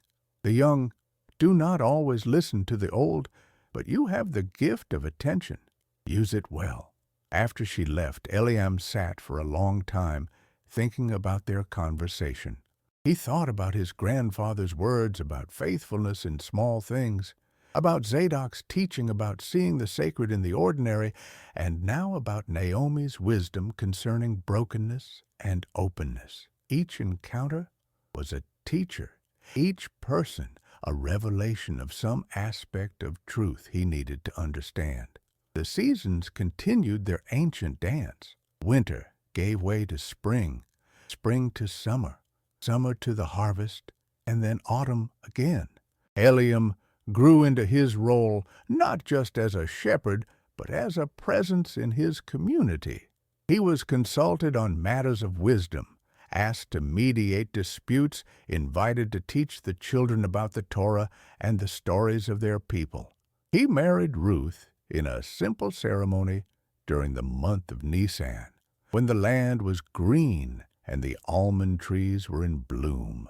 She was everything he had hoped for and more, a woman of quiet strength and deep faith who understood intuitively what he had learned through experience. Together, they created a home that was marked by hospitality, by prayer, by laughter, by the reading of Scripture around the evening fire. Their first child was born the following winter, a son they named Samuel, which means heard by God. When Eliam held the tiny infant for the first time, feeling the weight of this new life in his arms, he understood fatherhood in a way he had never understood it before. This child was entrusted to him not as property, but as a sacred responsibility. He would teach Samuel to walk, to speak, to work, to pray. He would pass on the stories, the traditions, the wisdom that had been passed to him. But more than teaching, he would try to show his son through his own life what it meant to live in awareness of God's presence, to see the sacred in the ordinary, to trust even when understanding was incomplete, to be faithful in small things day after day.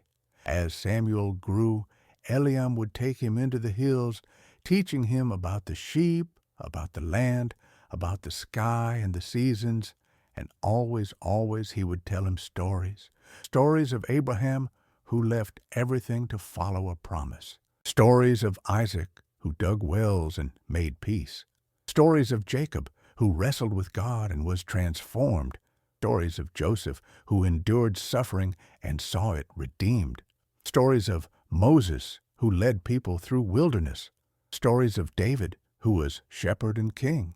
"These are not just old stories, Samuel," he would say. "These are our stories. They teach us who we are and whose we are. They teach us that God is faithful even when we are faithless, that He keeps His promises even when fulfillment takes generations, that He works through ordinary people doing ordinary things with extraordinary faithfulness." One evening, when Samuel was perhaps 5 years old, the boy asked the question Eliam had once asked his own grandfather, "Abba, how do I know what God wants me to do?" Eliam smiled, remembering. He knelt down so he was at eye level with his son. "That is a very good question, and I asked the same question when I was not much older than you are now. Do you know what I learned?" Samuel shook his head, his eyes wide and serious. "I learned that God speaks to us in many ways, sometimes through Scripture, the holy words passed down to us, sometimes through the wise people he places in our lives, sometimes through circumstances, through doors that open and close, sometimes through the desires he places in our hearts, and sometimes through a quiet voice that speaks in the deepest part of us when we are still enough to listen. He placed his hand gently on Samuel's small shoulder. But here is the most important thing I learned. God is not hiding from us, Samuel. He wants us to know His will even more than we want to know it. So if we seek Him sincerely, if we pay attention, if we walk in obedience to what we already know is right, He will guide us. The path becomes clear as we walk it, not usually all at once, but step by step. Like when you lead the sheep? Samuel asked. Exactly like that. The sheep do not see where we're going for the whole day. They only see the next few steps, but they trust me to lead them to water, to good grass, to safety, and I trust God to lead me the same way. We walk by faith, not by sight, as the prophet says. The boy seemed satisfied with this answer, and they continued their walk in comfortable silence, hand in hand, shepherd and son, continuing the ancient patterns, the ancient trust. Years passed, and Eliam's reputation as a wise and godly man grew throughout the region. But he remained humble, always pointing others not to himself, but to the source of all wisdom.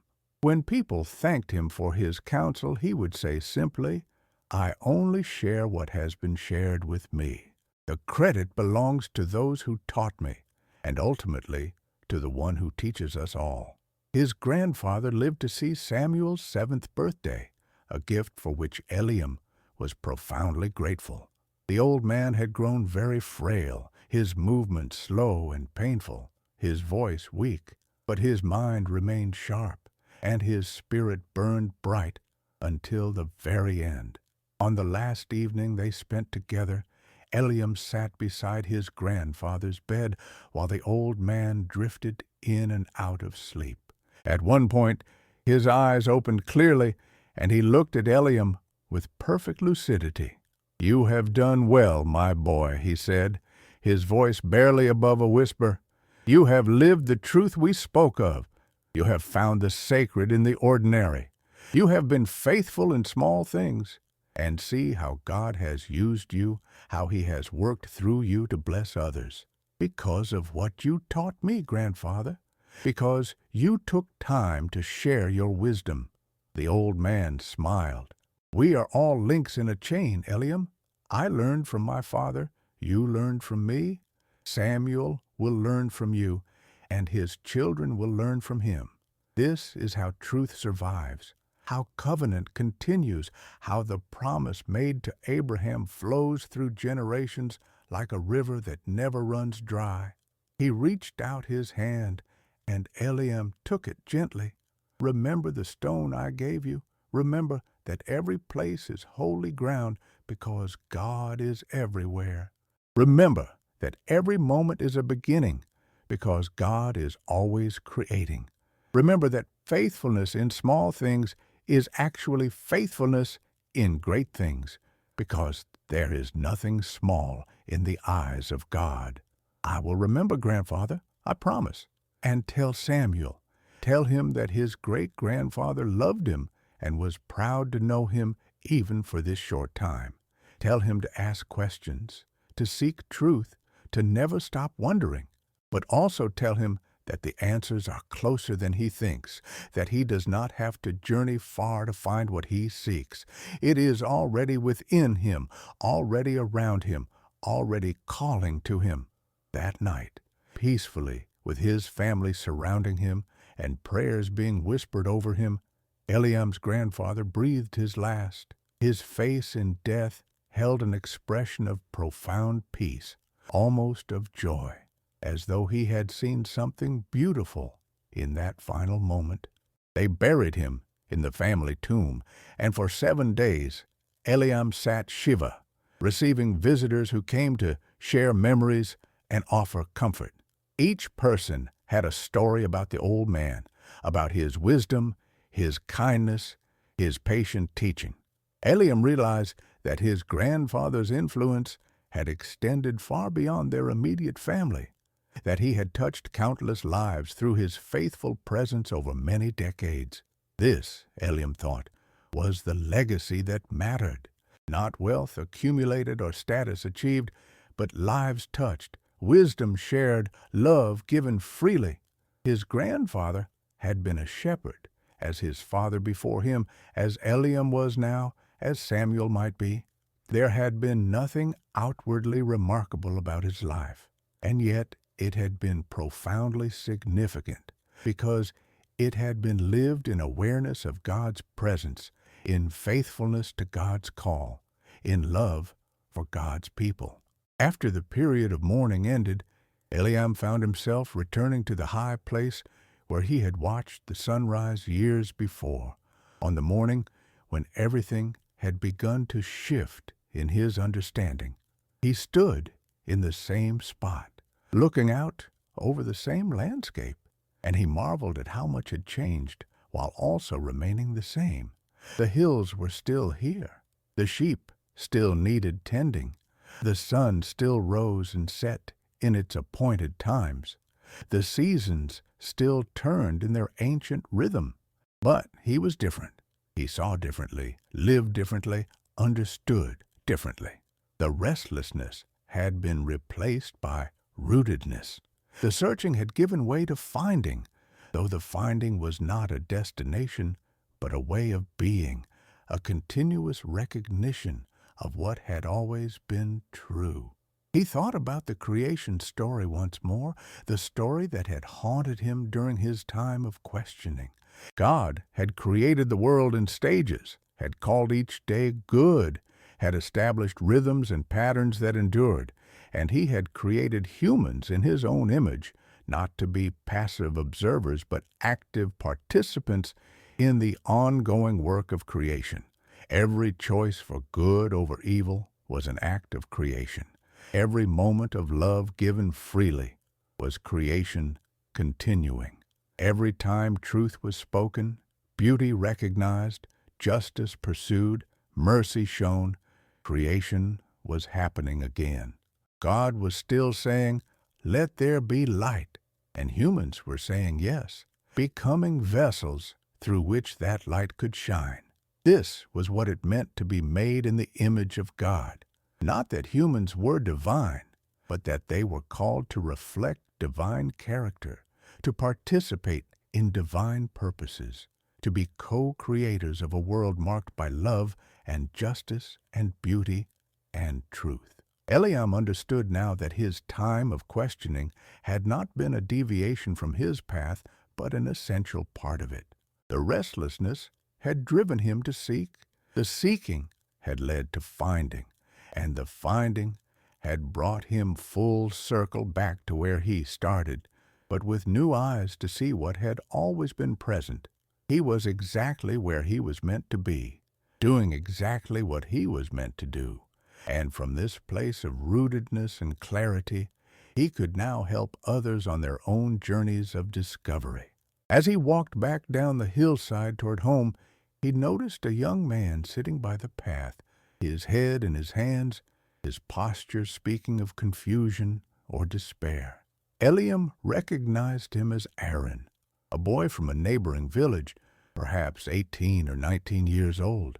He sat down beside Aaron without speaking, simply offering his presence. After a moment, the young man looked up, his eyes red from crying. "I do not know what to do," Aaron said, his voice breaking. "My father wants me to take over his business in Jerusalem. My mother wants me to stay and care for the land. My betrothed wants us to move to her village. Everyone has plans for my life, and I do not know which voice to listen to. I do not know what I want. I do not know who I am supposed to be." Eliam nodded slowly, feeling deep compassion for this young man's struggle. He remembered being exactly where Aaron was, torn between expectations and desires, trying to discern true calling from the noise of other voices. "May I tell you a story?" Eliam asked. Aaron nodded, wiping his eyes.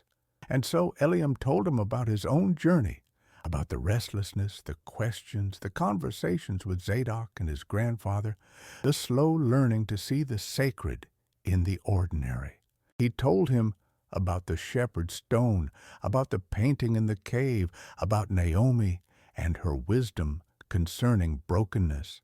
He told him about the morning he watched the sunrise and understood for the first time that he was already standing on holy ground. "I cannot tell you what to do, Aaron," Eliam concluded. "Each person's path is their own, and what is right for me might not be right for you. But I can tell you this, the answer you seek is not primarily out there, in choosing between options. It is in here." He placed his hand over his own heart. "It is in learning to hear the voice of God speaking in your deepest self, in learning to recognize what brings you life and what drains it, in learning to distinguish between fear and wisdom, between others' expectations and your own calling." "But how do I learn that?" Aaron asked. "By paying attention, by being still enough to hear, by testing your choices against Scripture and wisdom and the counsel of people you trust, by taking small steps in the direction that seems right and seeing if peace follows, by being willing to make mistakes and learn from them, by trusting that God cares more about your life than you do and will guide you if you are willing to be guided." Eliam paused, then added, "And here is perhaps the most important thing. Wherever you go, whatever you choose, the call is the same. The call is to be faithful, to be loving, to be present, to do the next right thing with all your heart.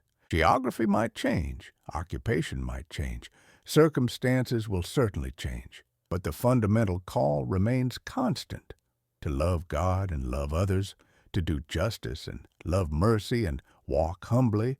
If you can do that in Jerusalem or here or in your betrothed's village, then any of those choices could be right." Aaron was quiet for a long time, processing. Finally he said, "Thank you. I think I need to spend time in prayer, in listening, before I decide. I have been so busy listening to everyone else's voices that I have not listened for the voice that matters most." "That is wisdom," Eliam said. "And when you do decide, commit fully to the path you choose. Do not walk forward while constantly looking back, wondering if another choice would have been better. Trust that God can work through your choice, that He is not limited by your decisions, that He is far more interested in who you are becoming than in which specific path you walk." They parted with a blessing, and Eliam continued home with a full heart. This was part of his calling now, these conversations, this sharing of what he had learned, this helping others find their own way to see what he had learned to see. The years continued to unfold in their beautiful rhythm. Samuel grew into a thoughtful young man, asking the same deep questions Eliam had once asked, walking his own journey of discovery.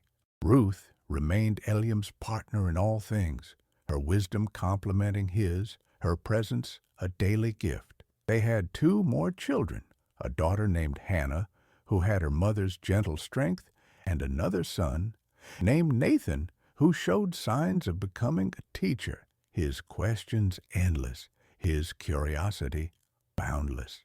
Eliam's flock grew, and he took on several apprentices, teaching them not just the practical skills of shepherding, but the spiritual dimensions of the work. He taught them to see the sheep not as commodities, but as living beings entrusted to their care. He taught them that leadership was service, that authority was responsibility, that power was meant to protect the vulnerable, not exploit them. He would take them into the hills and teach them to read the land, to understand weather patterns, to find water sources, to recognize danger. But he would also teach them to read their own hearts, to recognize the movements of the Spirit, to distinguish between true and false guidance, to cultivate the inner stillness from which wisdom emerged. One of his apprentices, a young man named Tobias, once asked him, "Master Eliam, you speak of shepherding as though it were a holy calling, but is it not just work? Is it not just what we do to survive?" Eliam smiled at the familiar question. "What is the difference between just work and holy calling?" he asked. Tobias frowned, thinking, "I suppose holy calling is something God asks you to do. Work is just necessary. But who created the world, Tobias? Who established the rhythms of planting and harvest, of labor and rest? Who designed sheep to need shepherds and shepherds to need sheep? Is any of this separate from God's intention?" Understanding began to dawn on the young man's face. "You are saying that all work can be holy. I am saying that all work is holy when it is done in recognition of God's presence, when it is done with integrity and care, when it serves the flourishing of creation rather than its exploitation. The prophet Micah said, 'What does the Lord require of you but to do justice, to love mercy, and to walk humbly with your God?' We can do that as shepherds, as farmers, as merchants, as builders. The work itself is not what makes it holy or unholy. It is the heart with which we approach it, the spirit in which we execute it." He gestured out across the hillside where their combined flocks grazed peacefully. "Look at this work we do. We protect the vulnerable. We guide those who do not know the way. We ensure the weak get their share of food and water. We search for the lost. We tend the injured. We provide for those who depend on us." Tell me, Tobias, is this not exactly what God does for His people? Are we not, in our simple work, participating in divine work? Tobias was silent, but Eliam could see tears forming in his eyes. "I never thought of it that way," he said quietly. "I always thought I was just passing time until I could do something important." "This is important," Eliam said gently. "Never let anyone tell you otherwise. The world needs faithful shepherds, Tobias. It needs people who will care for what is entrusted to them, who will be present day after day, who will not abandon their posts when the work becomes difficult or tedious. This is what holds communities together, what allows civilization to flourish. Not grand gestures or dramatic moments, but daily faithfulness in ordinary tasks." That conversation marked a turning point for Tobias, as similar conversations had once marked a turning point for Eliam. The young man's entire bearing changed. He approached his work with new reverence, new attention, and Eliam watched with satisfaction as Tobias began his own journey of discovering the sacred in the ordinary. Time passed, measured not just in years, but in generations. Eliam's father died peacefully, surrounded by family, his last words a blessing over his son and grandchildren. Ruth's parents followed a few years later, their passing marking another transition in the community's life. Samuel married and had children of his own, making Eliam a grandfather, completing another cycle in the endless pattern of generation following generation. Eliam's body began to show the signs of age. His hair turned gray, then white. His joints ached in the cold mornings. His eyesight dimmed slightly, though his vision, his true vision, remained clear. He could no longer walk the hills as swiftly as he once had, could no longer lift lambs as easily as in his youth. But he did not mourn these changes. They were part of the natural rhythm, part of the season of life he had entered. He spent more time teaching now, less time in the fields. He would sit in the village square or in his courtyard, and people would come to him with their questions, their struggles, their need for wisdom. He never claimed to have all the answers, but he would share what he had learned, would tell his stories, would point people back to Scripture and to the one who was the source of all truth. One evening, as he sat outside his house watching the sunset paint the sky in shades of purple and gold, his grandson, Samuel's oldest son, also named Eliam in his honor, came and sat beside him. "Tell me again about the shepherd's stone, Saba," the boy asked, using the affectionate term for grandfather. Eliam smiled. He had told this story many times, but he never tired of it. Each telling was different, each one an opportunity to pass on what he had been given. He reached into the pouch he always wore and pulled out not one stone, but two. The stone from Jacob's place that his own grandfather had given him, and the stone from Zadok, inscribed with the letter Shin. "These are my treasures," he said, placing them in the boy's hands. "Not because they are valuable in themselves, they are just ordinary stones, but because of what they represent, what they remind me of." He told the story again, but with new details, new layers of meaning that had accumulated over the years. He told about his restlessness as a young man, about the conversations that had shaped him, about the gradual learning to see differently. And as he spoke, he watched his grandson's face, seeing the questions forming, seeing the beginning of the same journey he had walked so many years before. "Saba," young Eliam asked when the story was finished, "will you give me these stones someday?" "I will," Eliam promised, "when the time is right, when you are ready to carry what they represent. But you are already carrying them in a sense, young one. You are already learning what they teach. I see it in how you care for the younger children, how you help your mother without being asked, how you study Scripture not just to learn words, but to understand meaning. You are on the path, and you do not even realize it yet." The boy seemed satisfied with this answer, and they sat together in comfortable silence as the day faded into evening. Eliam felt profound contentment. His life had not been extraordinary by the world's standards. He had not built great buildings or won great battles or accumulated great wealth. He had been a shepherd, as his father and grandfather before him.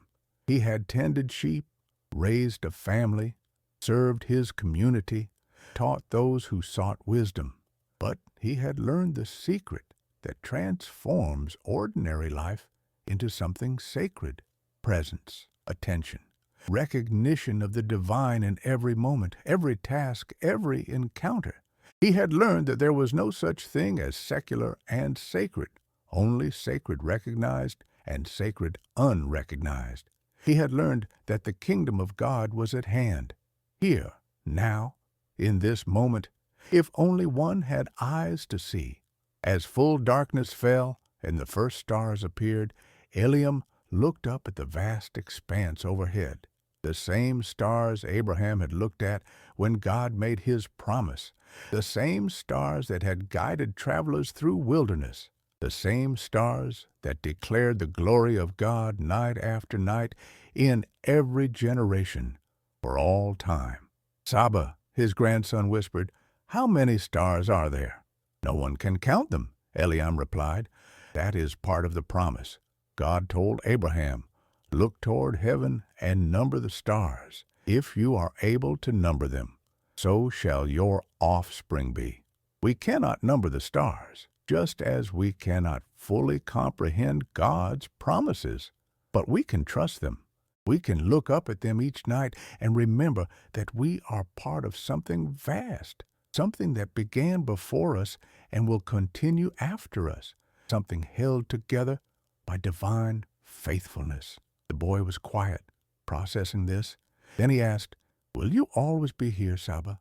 It was the question of a child beginning to understand mortality, and Eliam answered it with honesty and gentleness. "My body will not always be here, young Eliam. That is the way of all flesh. We are dust, and to dust we shall return. But what I have taught you, what you are learning, that will remain. It will live in you and through you and in your children after you. This is how we continue, how the promise flows through generations, not in our physical bodies, but in the truth we pass on, the love we share, the faithfulness we model. He placed his hand on the boy's head in blessing. And even when my body is gone, the truth remains. God is faithful. His love endures forever. His promises are sure. The sun will still rise each morning. The seasons will still turn. The sheep will still need shepherds. And you will still stand on holy ground wherever you are, because God is everywhere always, holding all things together. They went inside, and Ruth had prepared the evening meal. The family gathered, Samuel and his wife, Hannah and her husband Nathan with his new bride, and all the grandchildren. They broke bread together, shared stories, laughed and prayed.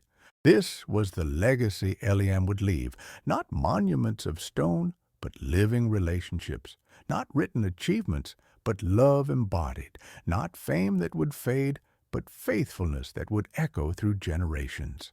As the evening wore on and the younger children grew sleepy, Eliam led them in, reciting the Shema, the ancient prayer that was the heart of their faith.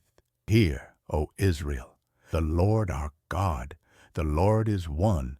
Love the Lord your God with all your heart and with all your soul and with all your strength. The children's voices rose together, some confident, some still learning the words, but each voice was precious, each one carrying forward the covenant, each one a link in the chain that stretched back to Abraham and forward to generations yet unborn. Later that night, lying in bed beside Ruth, Eliam reflected on his life with deep gratitude. He had received so much more than he had ever deserved or imagined. Not wealth or fame or power, but something far more valuable: understanding, peace, purpose, love, community, a life woven into the larger story of God's faithful work in the world. "What are you thinking?" Ruth asked softly, sensing he was still awake. "I am thinking about beginnings," he said, "about how every ending is also a beginning, about how the story never really ends because God is always creating, always making new things, always bringing light out of darkness." She reached for his hand in the darkness. "Tell me." And so he did, his voice soft in the night. He told her about the morning long ago, when he had watched the sunrise and understood for the first time that creation was continuous, that God was still speaking, "Let there be light," into every dawn. He told her about his grandfather's words, "Every day is a beginning." He told her about learning to see the ordinary as sacred, the familiar as miraculous. And now, he concluded, at this stage of life, I understand even more deeply. The end of my life is not an end at all. It is a transition, a doorway, a new beginning. The promise made to Abraham was not just about this world, but about eternity. The covenant does not end with death, but continues beyond it, into dimensions we cannot yet see but can trust are real. Ruth was quiet for a moment, then said, "You have taught our children well, and they will teach theirs. The beginning you speak of will continue long after we are both gone." "Yes," Eliam agreed, peace settling over him like a blanket. "Genesis, in the beginning, always beginning, and God saw that it was good." They drifted toward sleep together, two souls bound by love and faith and shared journey. Outside, the night was deep and quiet, the stars steady in their courses, the world resting before another dawn, another beginning, another day of God's creative work continuing in and through his people. And in that moment, in that place, in that life, faithful and ordinary and sacred, The ancient promise was being fulfilled again. Through Abraham's children, through those who walked by faith, through ordinary people living extraordinary faithfulness, all the families of the earth were being blessed. The story continues, generation to generation, ending to beginning to ending again, held together always by the one who spoke creation into being and who sustains it still with his word of power and love. Years passed like water flowing over ancient stones, steady and sure, wearing away edges, smoothing rough places, creating beauty through patient persistence. Eliam's hair became white as wool, his face deeply lined with the marks of sun and wind and time. His hands, once so strong, grew gnarled like the branches of the old terebinth trees. But his eyes, those eyes that had learned to see, remained clear and bright, holding within them the light of understanding that age could not dim. He no longer walked the hills daily with the flocks. That work had passed to Samuel, and then to Samuel's sons, and now to his great-grandsons. But Eliam still rose each morning before dawn, still made his way to the courtyard, still lifted his face to the sky to watch the first light break over the eastern ridges. The ritual had become as essential to him as breathing, this daily witnessing of creation renewed, this constant reminder that God was always beginning again. On this particular morning, as winter prepared to give way to spring, Eliam sat wrapped in his thickest cloak, feeling the cold in his bones, but welcoming it nonetheless. Cold was part of the pattern, part of the rhythm. Without winter, there could be no spring. Without the barren season, the flowering would have no meaning. This, too, he had learned to see, how death and life were woven together, how endings were always also beginnings. His youngest great-grandson, a boy of 6, also named Eliam, came and climbed into his lap, seeking warmth. The child was sleepy still, his small body soft and trusting. Eliam wrapped the cloak around both of them and held the boy close, feeling the steady rhythm of the child's breathing, the warmth of young life against his old chest. "Saba Eliam," the boy whispered, using the affectionate double naming the family had adopted. "Tell me about the beginning." Eliam smiled in the darkness. "Which beginning, little one? There are so many." "The first beginning, when God made everything." And so as the sky gradually lightened, Eliam told the ancient story once more, the story he had heard countless times, the story he had told countless times, the story that never grew old because it was always true, always happening, always beginning again. "In the beginning," he said, his voice soft but steady, "God created the heavens and the earth. The earth was without form and void, and darkness was over the face of the deep, and the Spirit of God was hovering over the waters." The boy listened, his breathing growing slower, more peaceful, beginning to drift back toward sleep in the safety of his great-grandfather's arms. But Eliam continued, not for the child now, but for himself, for the morning, for the God who listened. And God said, "Let there be light," and there was light.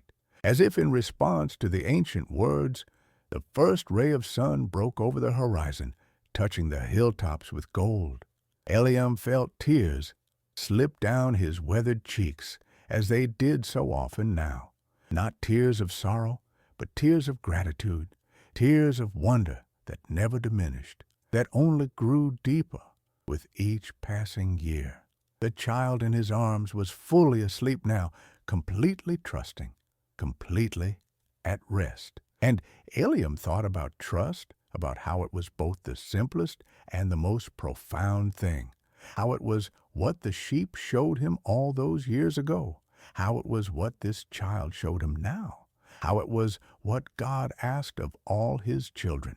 Not complex theology, not perfect understanding, not flawless performance, just trust. just the willingness to rest in the arms of the one who held all things. He sat there as the sun rose fully, warming them both, driving away the chill of night. Other members of the household began to stir. Ruth, now as aged as he, emerged and smiled at the sight of them together, old and young, the span of generations held in one moment. She brought warm bread and honey, and Eliam ate slowly, savoring each bite, grateful for the gift of another day, another morning, another beginning. Later, when the household was fully awake and the day's work begun, Eliam made his way slowly to the place where he kept his most precious possessions, the 2 stones, worn smooth by handling, that held the memory of holy ground and divine purpose. He held them in his palms, feeling their familiar weight, remembering all they represented, all they had taught him.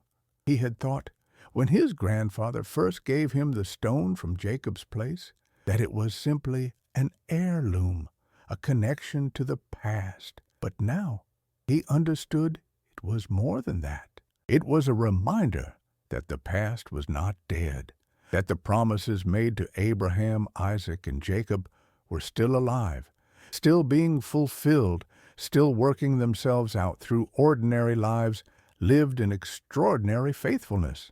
He thought of all those who had held these stones before him. His grandfather, his great-grandfather, the line stretching back through centuries to someone who had actually been there that night when Jacob saw heaven opened, when the ladder reached from earth to sky, when God spoke promises into the darkness. And he thought of all those who would hold these stones after him, his great-grandson who bore his name, and that child's children, and their children after them, each one carrying forward the same truth, the same promise, the same trust. The thought filled him with a peace so profound it was almost painful in its beauty. He was just one link in an endless chain, one voice in a choir that sang from age to age, one small flame in a light that had been burning since the first words, "Let there be light." He mattered, yes. His life had meaning, yes, but not because of anything extraordinary he had done, only because he had said yes, only because he had been willing to see, only because he had learned to recognize the sacred in the ordinary and to live accordingly. As the afternoon sun slanted across the courtyard, several people came to visit, as they often did. A young couple preparing for marriage, seeking wisdom about how to build a home founded on something deeper than emotion. An older man struggling with the death of his wife, wondering how to go on. A mother worried about her rebellious son. To each, Eliam listened with his full attention, offering not answers, but presence, not solutions, but companionship in the questions. He had learned that this was often the greatest gift one person could give another, simply to be present, to listen without judgment, to hold space for pain or confusion or doubt, without trying to fix it too quickly. God himself had done this, he realized, had walked with his people through wilderness and exile, through defeat and restoration, never abandoning them, even when they abandoned him, always present, even when they could not feel his presence. As evening approached and his visitors departed, Eliam found himself alone in the courtyard once more. The family was inside preparing the evening meal, their voices and laughter floating through the open door. He could smell bread baking, could hear his great-granddaughter singing as she worked, could sense the life and love that filled the home he and Ruth had built. He thought about legacy, about what a life left behind. Not possessions, though those would pass to his children. Not even the stories, though those were important. The true legacy, he understood now, was the way of seeing he had learned and taught, the capacity to recognize God's presence in every moment, the willingness to trust even when understanding was incomplete, the choice to be faithful in small things, day after day after day. This was what would continue after his body returned to dust. This seeing, this knowing, this way of being in the world, it would continue in Samuel, who had learned it at his knee. It would continue in his grandchildren and great-grandchildren, who were even now learning to pay attention, to notice, to wonder. It would continue in his apprentices and their apprentices, in all those whose lives he had touched, directly or indirectly, through the simple act of living faithfully, of being present, of loving well. The sun was setting now, painting the sky in shades of crimson and purple and gold. Eliam watched the display with the same wonder he had felt on that morning long ago when everything changed, or rather, when his seeing of everything changed. The beauty was no less now than it had been then. If anything, it was more, because he had learned to recognize it as gift, as grace, as evidence of a Creator who delighted in beauty, who poured out color and light with generous abandon, who made each sunset unique, never repeated, always new. God saw that it was good, he whispered, echoing the words from Genesis that had accompanied him throughout his life. And evening and morning were another day. Ruth came to sit beside him, taking his hand in hers. They sat in comfortable silence. Two souls who had walked together for so many years, they no longer needed many words. Their love had deepened over time, had been tested and proven, had become something solid and sure and infinitely precious. "It's been a good life," Ruth said softly. "It has," Eliam agreed. "Not easy always, not without pain or struggle or questions, but good, very good, because of what you learned to see, because of what we learned to see," he corrected gently. "You taught me as much as anyone, my love. The way you welcomed strangers, the way you cared for the sick, the way you found joy in simple things, the way you never lost faith, even when I did. You showed me what it meant to live the teachings, not just speak them." She squeezed his hand, and they continued watching as the last light faded and the first stars emerged. The evening star, bright and steady, held Eliam's attention. He remembered his grandfather's words about Abraham counting the stars, about promises as vast as the night sky, about trust in the face of the uncountable. "I understand now," he said, though he was not sure if he was speaking to Ruth, to himself, or to God. The promise was never just about descendants, about nations, about land. Those things were part of it, yes. But the deeper promise was about relationship, about covenant, about God being with his people, about never being alone, never being forgotten, never being beyond the reach of love. That was the promise. That is the promise, and it has been kept, is being kept, will always be kept. The night deepened, and eventually they went inside, where the family gathered for the evening meal. Eliam sat at the head of the table, as was his place, and looked around at the faces illuminated by lamplight. His children, weathered now by their own lives and labors, his grandchildren, in the prime of their years, strong and capable, his great-grandchildren, young and full of questions and possibility, 4 generations, held together by love and faith and the stories that bound them to something larger than themselves. Before they ate, as was their custom, Eliam led them in prayer. His voice was thin now, wavering with age, but the words were clear and strong. "Blessed are you, Lord our God, King of the universe, who brings forth bread from the earth. Blessed are you for your faithfulness, for your provision, for your presence with us always. May we never forget that every good gift comes from your hand, that every moment is held in your love, that every breath is an opportunity to say yes to your work in us and through us. Amen. Amen, the family echoed, and they began to eat together, passing bread and sharing stories, laughing and talking, living the ordinary sacred life that Eliam had spent his years learning to see and honor. Later, much later, when the household had settled into sleep and the night was deep and quiet, Eliam lay on his mat beside Ruth, listening to her gentle breathing, feeling the comfort of her presence. He knew, with a certainty he could not explain, that his time was drawing short. Not tonight, perhaps, but soon. The knowledge brought no fear, only a quiet readiness, a sense of completion.